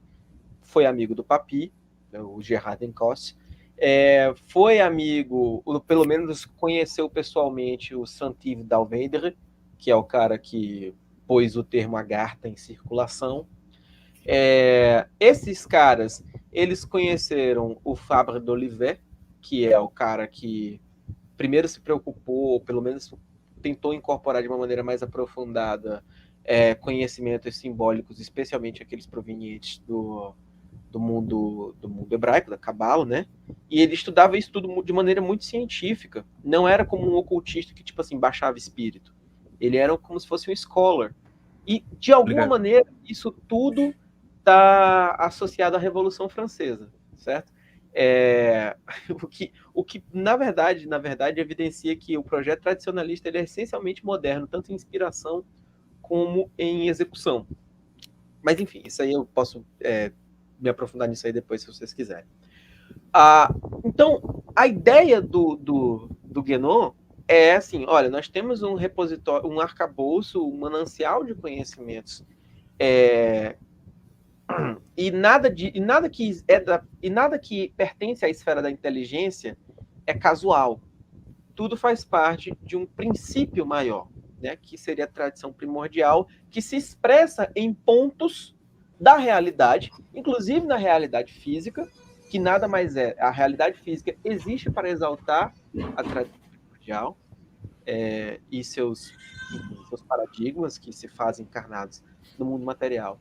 Então, o mundo material ele é condicionado a essa inteligência superior. Eu não gosto muito do termo inteligência superior, porque fica parecendo que é um alien, é um ET, uma coisa assim. Não que Renan não cria na existência de seres extraterrestres, como está muito bem documentado no esoterismo de Dante. Então, assim, e aí existe isso tudo, nós sabíamos disso tudo, e por causa de um processo de degeneração, né, segundo a lei da termodinâmica, né, uma coisa, uma imagem recorrente na imagem dos perennialistas, no vocabulário perennialista, isso tudo vai se perdendo por causa de uma crise espiritual, inteligência e tal, que existe no mundo. Mas é papel de alguns recuperar isso aí para que nós nos preparemos para o próximo ciclo histórico. A partir disso, então, depois que ele faz esse alinhamento dos argumentos dele, e onde é que a gente tem que olhar, ele parte para a ação. E eu não gosto muito da ideia de ler cronologicamente o Guénon, porque é uma coisa que poucas pessoas falam, na verdade a maioria das pessoas não sabe, mas existem fases na carreira do Guénon. Existem 3 fases na carreira do Guénon, para ser mais preciso. Existe a fase ocultista, que é uma fase que foi pouco preservada, porque o próprio Guénon tentava esconder isso, escondia, tentou jogar para debaixo dos tapetes as coisas que ele escreveu entre 1808 e 1812. Existe uma fase filocatólica, que compreende o primeiro casamento dele, com uma moça chamada Berthe, que era católica fiel, e provavelmente foi por causa dela que ele, não só por causa dela, mas ela foi um grande motor para isso, que ele se aproximou de alguns cantores católicos, né? Por exemplo, o Maritain, durante algum tempo eles foram amigos, né? O Maritain, inclusive, lia os originais do Guénon, entendendo? E do Charbonneau Lassailly, que é o autor do Bestiário de Cristo, escrevia para revistas católicas, como a Reine Habit, né? E a França Antimaçônica. E existe a última fase dele, que é a fase propriamente islâmica, e essa fase ela tem algumas subdivisões. Então, se você ler cronologicamente, vai dar a impressão de que às vezes ele cai em contradição, mas na verdade é uma evolução de um autor. Então, eu prefiro um percurso um pouco, não cronológico, mas mais argumentativo. Entendi. E... Me afastei muito dessa pergunta. Não, pô, tá bom. Estilo curso do CLS. A gente vai, depois vai para e volta, é assim mesmo. O Tauan tá perguntando se você poderia explicar a continuidade e ruptura entre Guénon e Chuon. E se for possível, falar como o Lins enxergava isso, porque ele conheceu os dois. Bom, muito bem. A ruptura do Guénon com o Chuon, ela acontece porque o Guénon era uma pessoa muito chata e o Chuon era um doido. Ótimo. O Chuon era um maluco completo. O Chuon, ele mas assim, ele era um maluco completo, mas ele é um cara bom para estudar religião comparada, ou ele é a referência disso, né? É isso mesmo? Eu não gosto dele. É mesmo? Não gosto de jeito nenhum do Chuon. Eu sei que há fãs, se eu não estou enganado, o André Procólito é um grande fã do Chuon, o Léo Nunes também é um fã do Chuon, se eu não estou enganado. Mas eu mesmo não gosto. Eu não gosto porque eu acho que o Chuon faz um samba do crioulo doido. Eu vou tentar explicar o projeto do Chuon para vocês. O Chuon, ele realmente tenta abarcar na carreira dele, né, nas escritos dele, tudo que se chama de religião no mundo, quase tudo.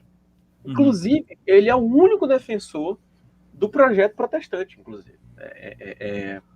Tem um texto dele, num livro chamado Christianity/Islam, né, em que ele fala, acho que o nome do texto é o Caso Protestantismo, em que ele fala assim, olha, Lutero, ele fez uma coisa muito importante, que é conferir ao fiel a capacidade de ser um gnóstico privado, né? Porque cada um seria um sacerdote, então a possibilidade sacerdotal está aberta diante de todos, né? Que na verdade é a receita do desastre, né? Isso aí é uma coisa que, assim, arquissabida, a gente não precisa ir muito longe, basta ver a famosa história lá do pedreiro que entendeu que na Bíblia, no livro de Oséias, estava lá, vai lá e adultere sua esposa. Esse aí é o gnóstico privado do Chuon. Então, ele realmente tentou fazer um cosmos privado ali de todas as religiões do mundo, dentro da tarica dele, né? Ele fez uma coisa que nenhum outro tradicionalista que eu saiba tentou fazer, que é de fato ser um mestre espiritual. E isso criou um grande acirramento entre ele e o Guénon.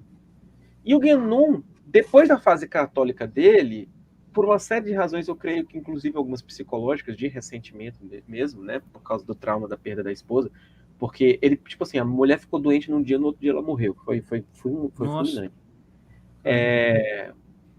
Ele passou a ser um anticatólico, de fato. Isso é praticamente inegável, né?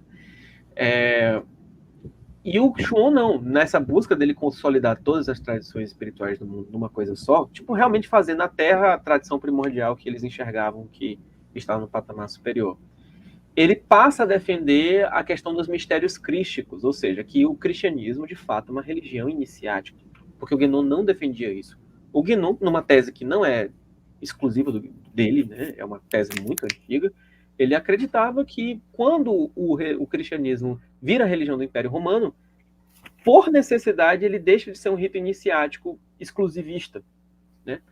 E o Chuon insistia, evidentemente, que não. E aí os dois começam a brigar, e aí diz assim, aí o Guénon, numa carta, eu nunca li essa carta, eu já li trechos dessa carta, mas é um documento muito grande, de 20 páginas, em que o Guénon responde ponto por ponto o Chuon, e que essa carta nunca foi publicada por questões legais, inclusive, que se estendem até hoje. Ele fala assim, você tá errado por causa disso, disso, disso. E tem outra coisa, essa putaria que você tá fazendo aí na Suíça de fazer uma tarica que não é igual às taricas do mundo porque ela não é muçulmana, isso aí não existe, você é um louco, não fale mais comigo, não entre em contato comigo, esqueça que eu existo. Me bloqueie se puder. Me bloqueie se puder. O pessoal da padaria vai entender referência. Depois fala. Só para concluir, e aí a segunda parte da pergunta do Tawane. O Lings, acontece o seguinte, o Chuon, ele era um cara que tinha muita expertise comercial. Ele rapidamente percebeu que se ele tentasse ocupar os espaços depois da morte do Guénon, o Guénon morre em janeiro de 51, se eu não estou enganado, ele, tipo assim, rapidamente tenta fazer amizade com todo mundo que era do grupo do Guénon, e tipo assim, então vamos se ajudar aqui, mestre Guénon, me desculpe, eu estava errado mesmo, eu não queria que as coisas tivessem chegado ao ponto que chegaram. Ele cria uma rede de contatos, rapidamente, e aí ele tem uma grande chance de expandir o alcance dele literário indo para os Estados Unidos, né? Inclusive, tem umas coisas que, tipo assim, diz quando o Chuon estava nos Estados Unidos, morando lá em Bloomington, ele era uma pessoa considerada realmente a reencarnação do profeta Isaías. Quando ele ia para a Europa, parece que a presença do Guénon no continente europeu, ele veio assim, eu sinto tanta saudade do Guénon, não queria que ele tivesse morrido brigado comigo. E o Lings foi cooptado para essa esfera chuoniana. Quase todo mundo foi. A exceção é o Michel Valzan, e a exceção, assim, são caras que poucas pessoas conhecem, tipo o Michel Valzan, que eu acho que nem tradução para ele no inglês não existe. Enfim, na França ali, né? Mas, tipo assim, ele cria contato com o Seyed Hossein Nasser, o próprio Martin Lings, que também era um cara que era da academia inglesa, né? Curador do museu de não sei o que, e um scholar sobre Shakespeare. Então, assim, ele cria uma rede de contato e os caras caem na onda dele. Uhum.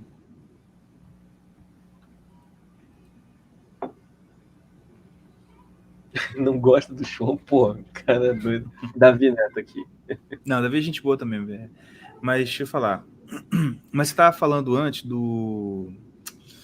não, você explicou, né, essa questão aí do Guénon, do Chuon. Você ia explicar, na verdade, o projeto... Não, você falou também, o projeto do Chuon era realmente essa coisa de ser o unificador de todas as religiões, né?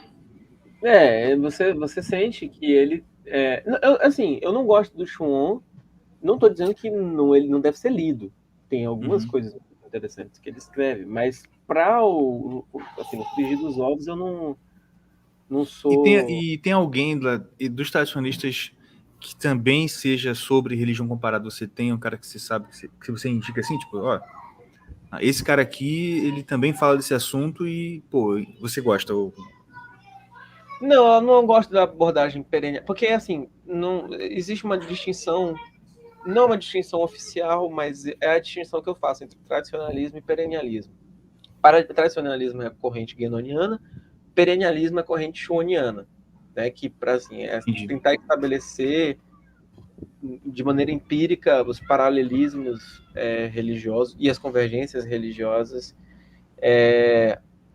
no mundo material, que é o que se tenta fazer dentro do contexto perennialista.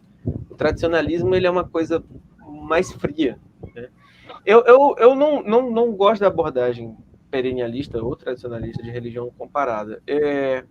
Se for para...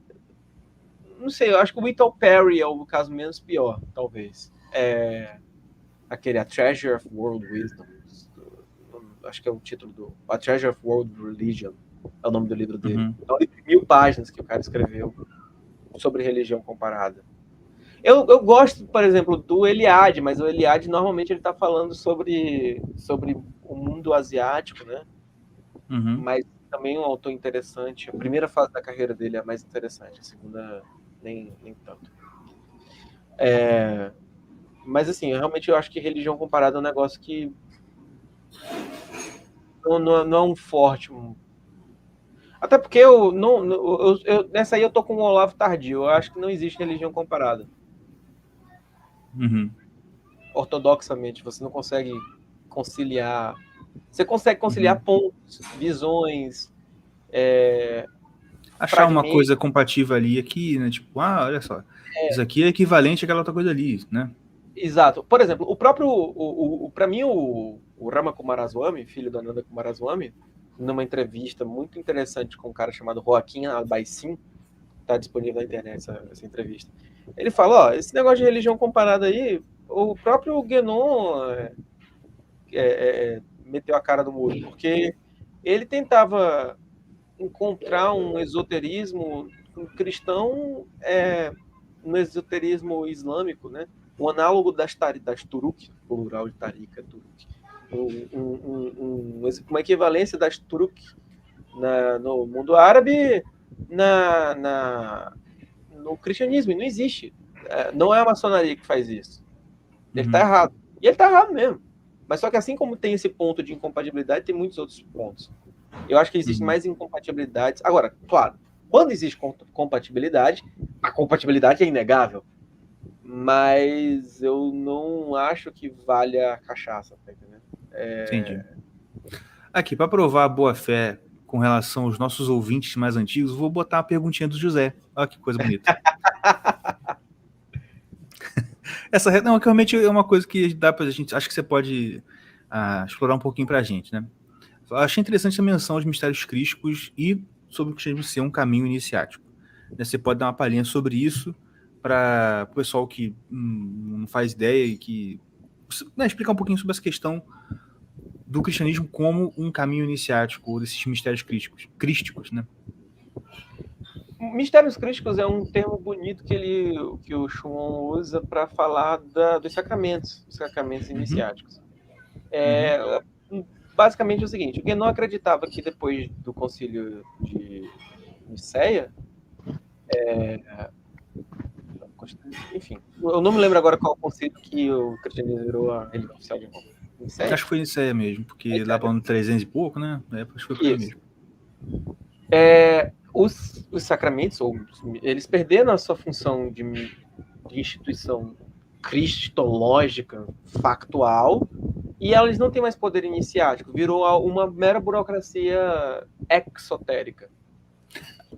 Assim, quando você fala assim, não tem poder iniciático, o que seria exatamente esse poder iniciático? O cara não se eleva espiritualmente por causa disso. Ele não atinge um patamar de conhecimento, ele não... Não tem efeito na alma dele, vamos dizer assim. Tipo isso. Não na alma, porque o Guénon não nega que o cristianismo é uma religião verdadeira, mas é uma religião, tipo assim, de fidelidade. Não é bonito igual o Islã, basicamente, tá entendendo? Então o cara chega lá, ele roda, ele faz o dhikr, e aí ele fala o nome de Allah 350 vezes, e aí ele entra em transe, sabe?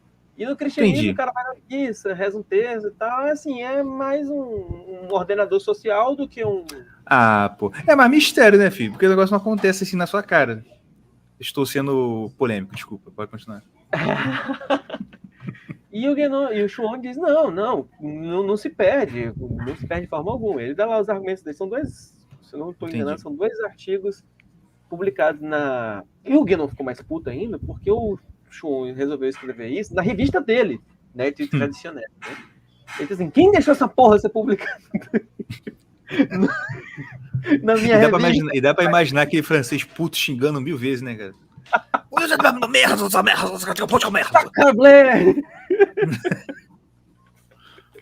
Até esqueceu a mansidão que ele queria ser egípcio, né? Ele até esqueceu que queria ser egípcio para virou francês de novo.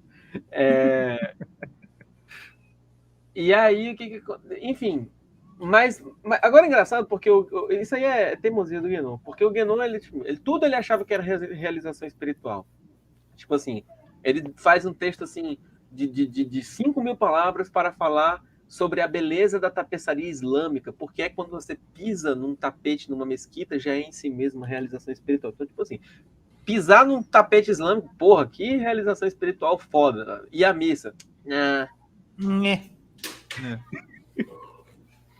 só um rito esotérico. Uhum. Não tem nada demais. Tô ligado. Entendi. Mas ele acha que depois... Por que ele tem essa coisa depois do Concílio de Nicéia que a coisa virou burocrática e antes não era? Ele dá alguma explicação sobre isso? Dá sim. É porque quando o cristianismo passa a ser a religião do império, qualquer um podia participar. E na cabeça dele, o cristianismo primitivo não era assim. Era uma coisa parecida com o taoísmo, tá entendendo? Que o cara passa anos e anos treinando para ser um mestre espiritual, entende? É engraçado que ele não faz essa crítica a uma outra religião cosmológica, uma outra religião civilizacional que ele ama de paixão, que é o hinduísmo. Que é o Islã.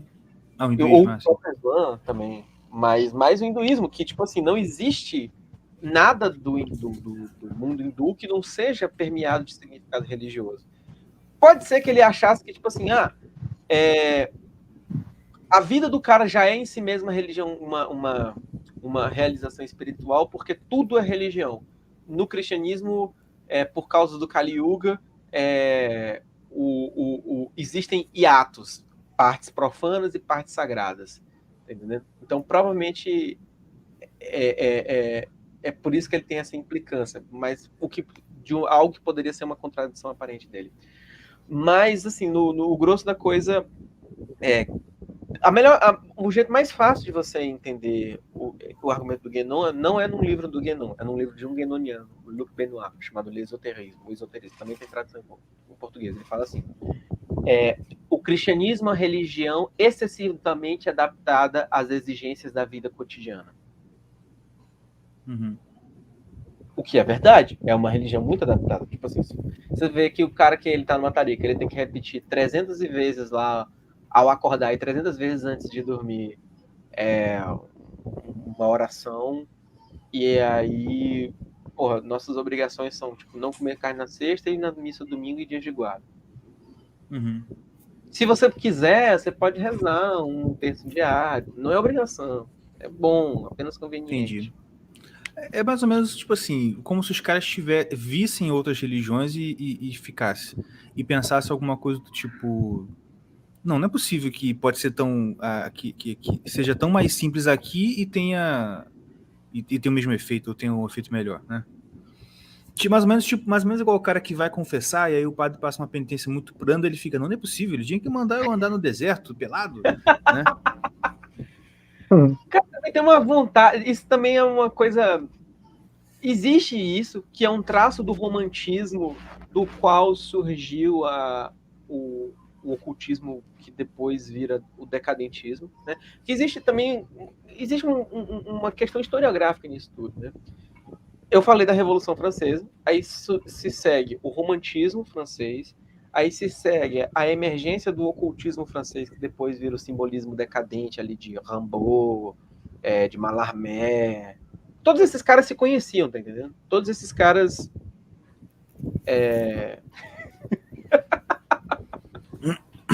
esse espírito aqui. É mais ou menos isso aí que a Bárbara falou. E aí, assim... E aí eles olham para as culturas exóticas, tipo assim, não, esse aqui is the real thing. Aqui o cara, tipo assim, ele levita e aí fazem movimentos ascéticos enormes. E nós temos aqui... É um caso clássico, tipo assim, a grama do vizinho é mais verde. Bonito mesmo é a tradição islâmica, a tradição, sei lá, das quantas, hindu e tal. Aqui é muito, muito de velhinha, não intelectual. Sim, Porque não pode esquecer isso também, pô. Os caras, no fundo das coisas, eles eram intelectuais franceses.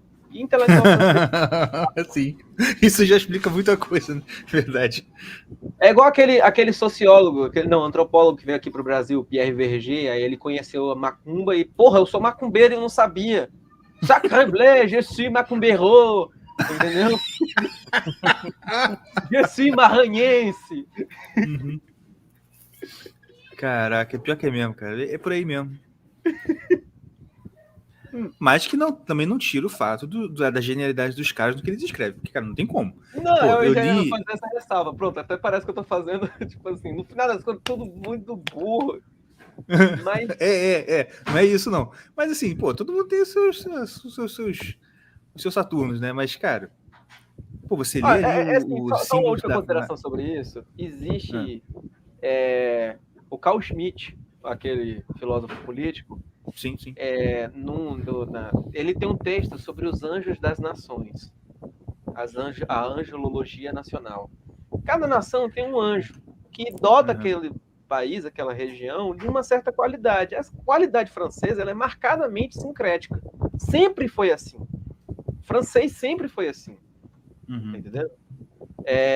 Não é à toa que os caras viraram rapidamente romano, tá entendendo? Quando Júlio César conquistou a Gália. Verdade. Não sou mais gaulês, agora eu quero ser um civitas romano. Entendeu? O francês sempre foi, desde o início da vida. Assim como o inglês sempre foi meio gay, tá entendendo? Aí o Mordecai morou na Inglaterra há um tempo. O que tem a ver o cu com as calças? Exatamente. Tu morou em Nova Eu só quero saber. Eu só quero saber se você confirma ou desconfirma a informação, meu filho. Confirmo, é verídico, é venéreo isso aí. É todo mundo muito, muito afrouxado lá. Eu tenho. Na empresa que eu trabalho, a gente faz atendimento para uma empresa no inglês, né? E aí a chefe da conta, né? Ela tem umas reuniões mensais com ela. E ela, tipo, aquela clássica senhora inglesa que toma chá e assim, oh, Victor, good afternoon. It's wonderful to talk to you. Aquele sotaque posh, sabe? Oh, how wonderful. I am delighted to meet you. Pode crer. É real. Isso é uma coisa que eu tô aprendendo com o tempo. Cara, essa história de que não julga o livro pela capa, não faz estereótipos, isso é mentira, gente. Façam, porque é verdade. Porque você vê os estereótipos franceses, você vai lá, e os caras são assim mesmo. Você estuda fisionomia. É basicamente, julgue o livro pela capa, entendeu? Quer dizer, julgue o livro e acerte. Exatamente. Aprenda a julgar o livro pela capa.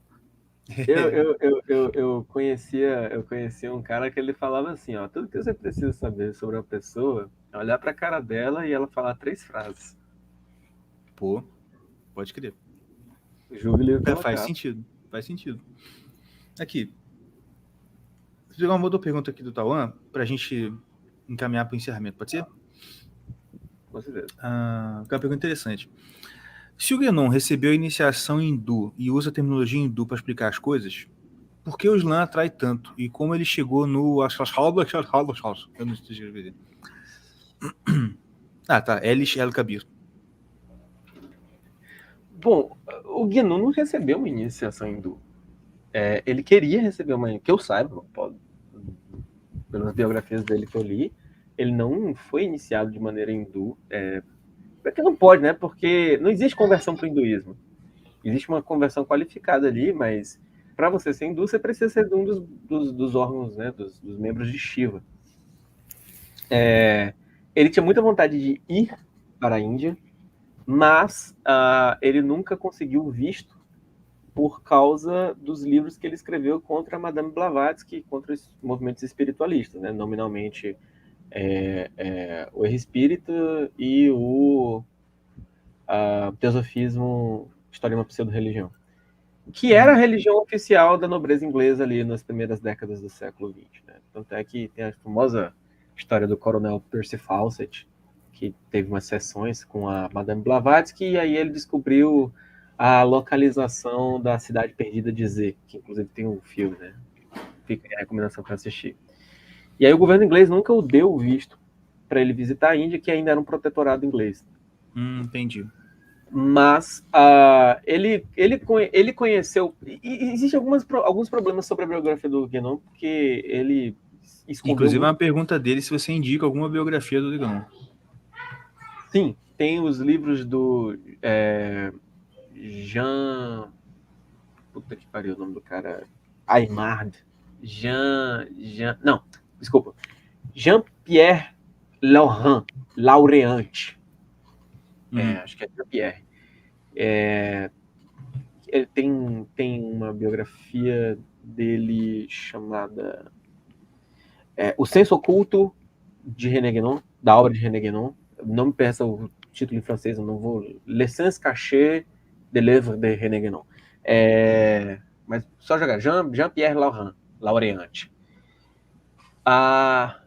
Tem o clássico que eu creio que vai ser editado em breve pela Estrela da Manhã, chamada Vida Simples de René Guénon, mas é um daqueles negócios que eu falei no início, né?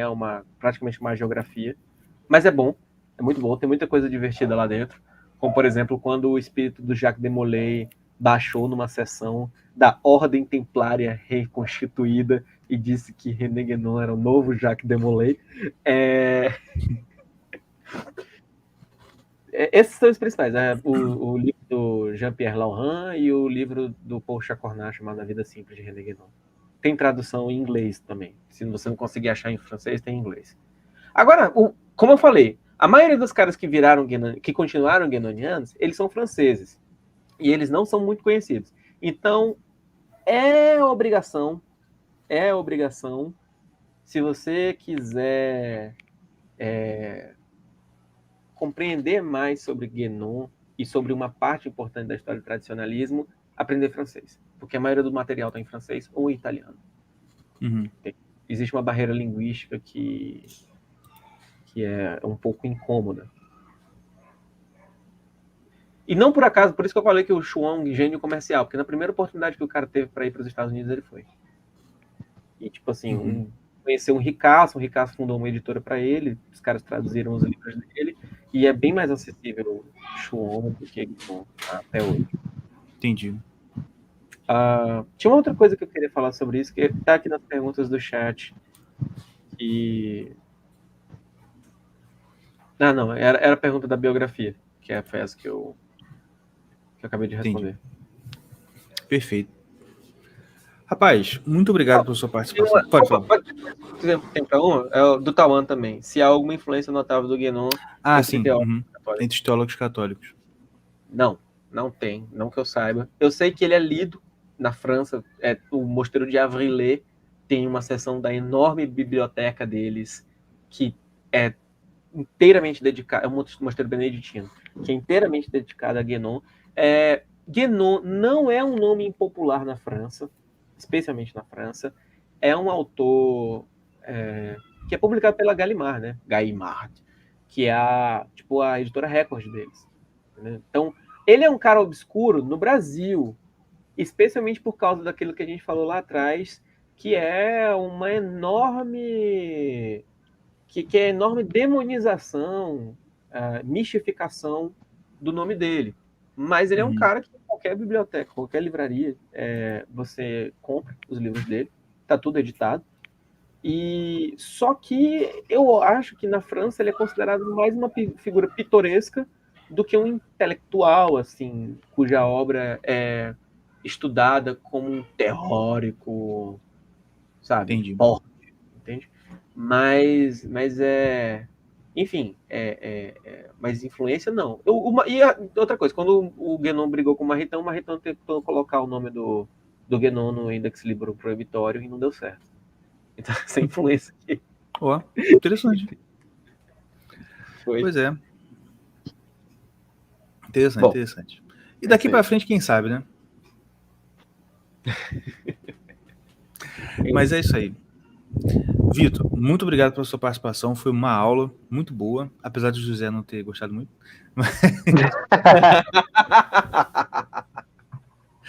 Mas muito obrigado novamente. Ó, que Deus abençoe seu trabalho, seus estudos e suas produções acadêmicas.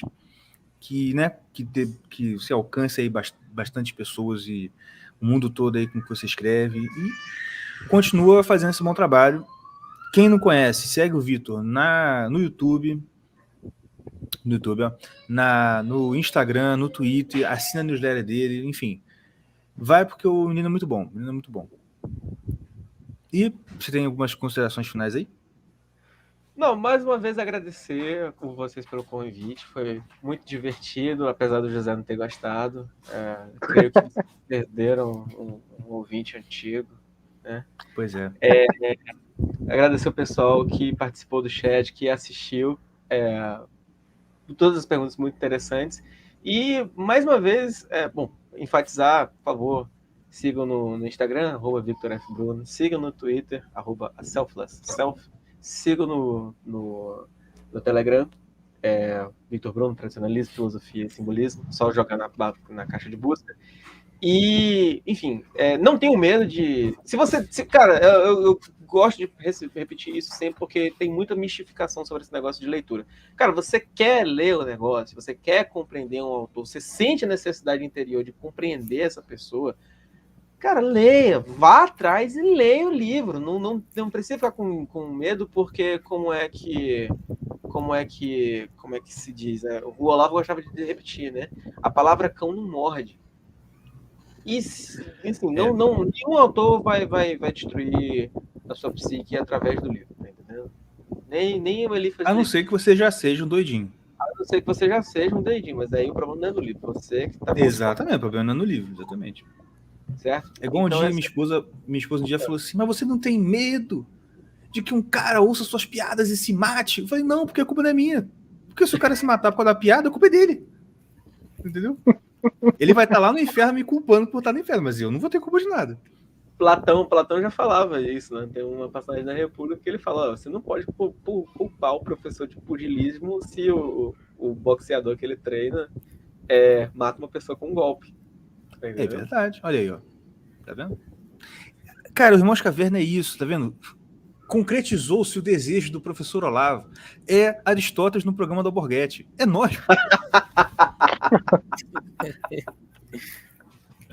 É isso aí.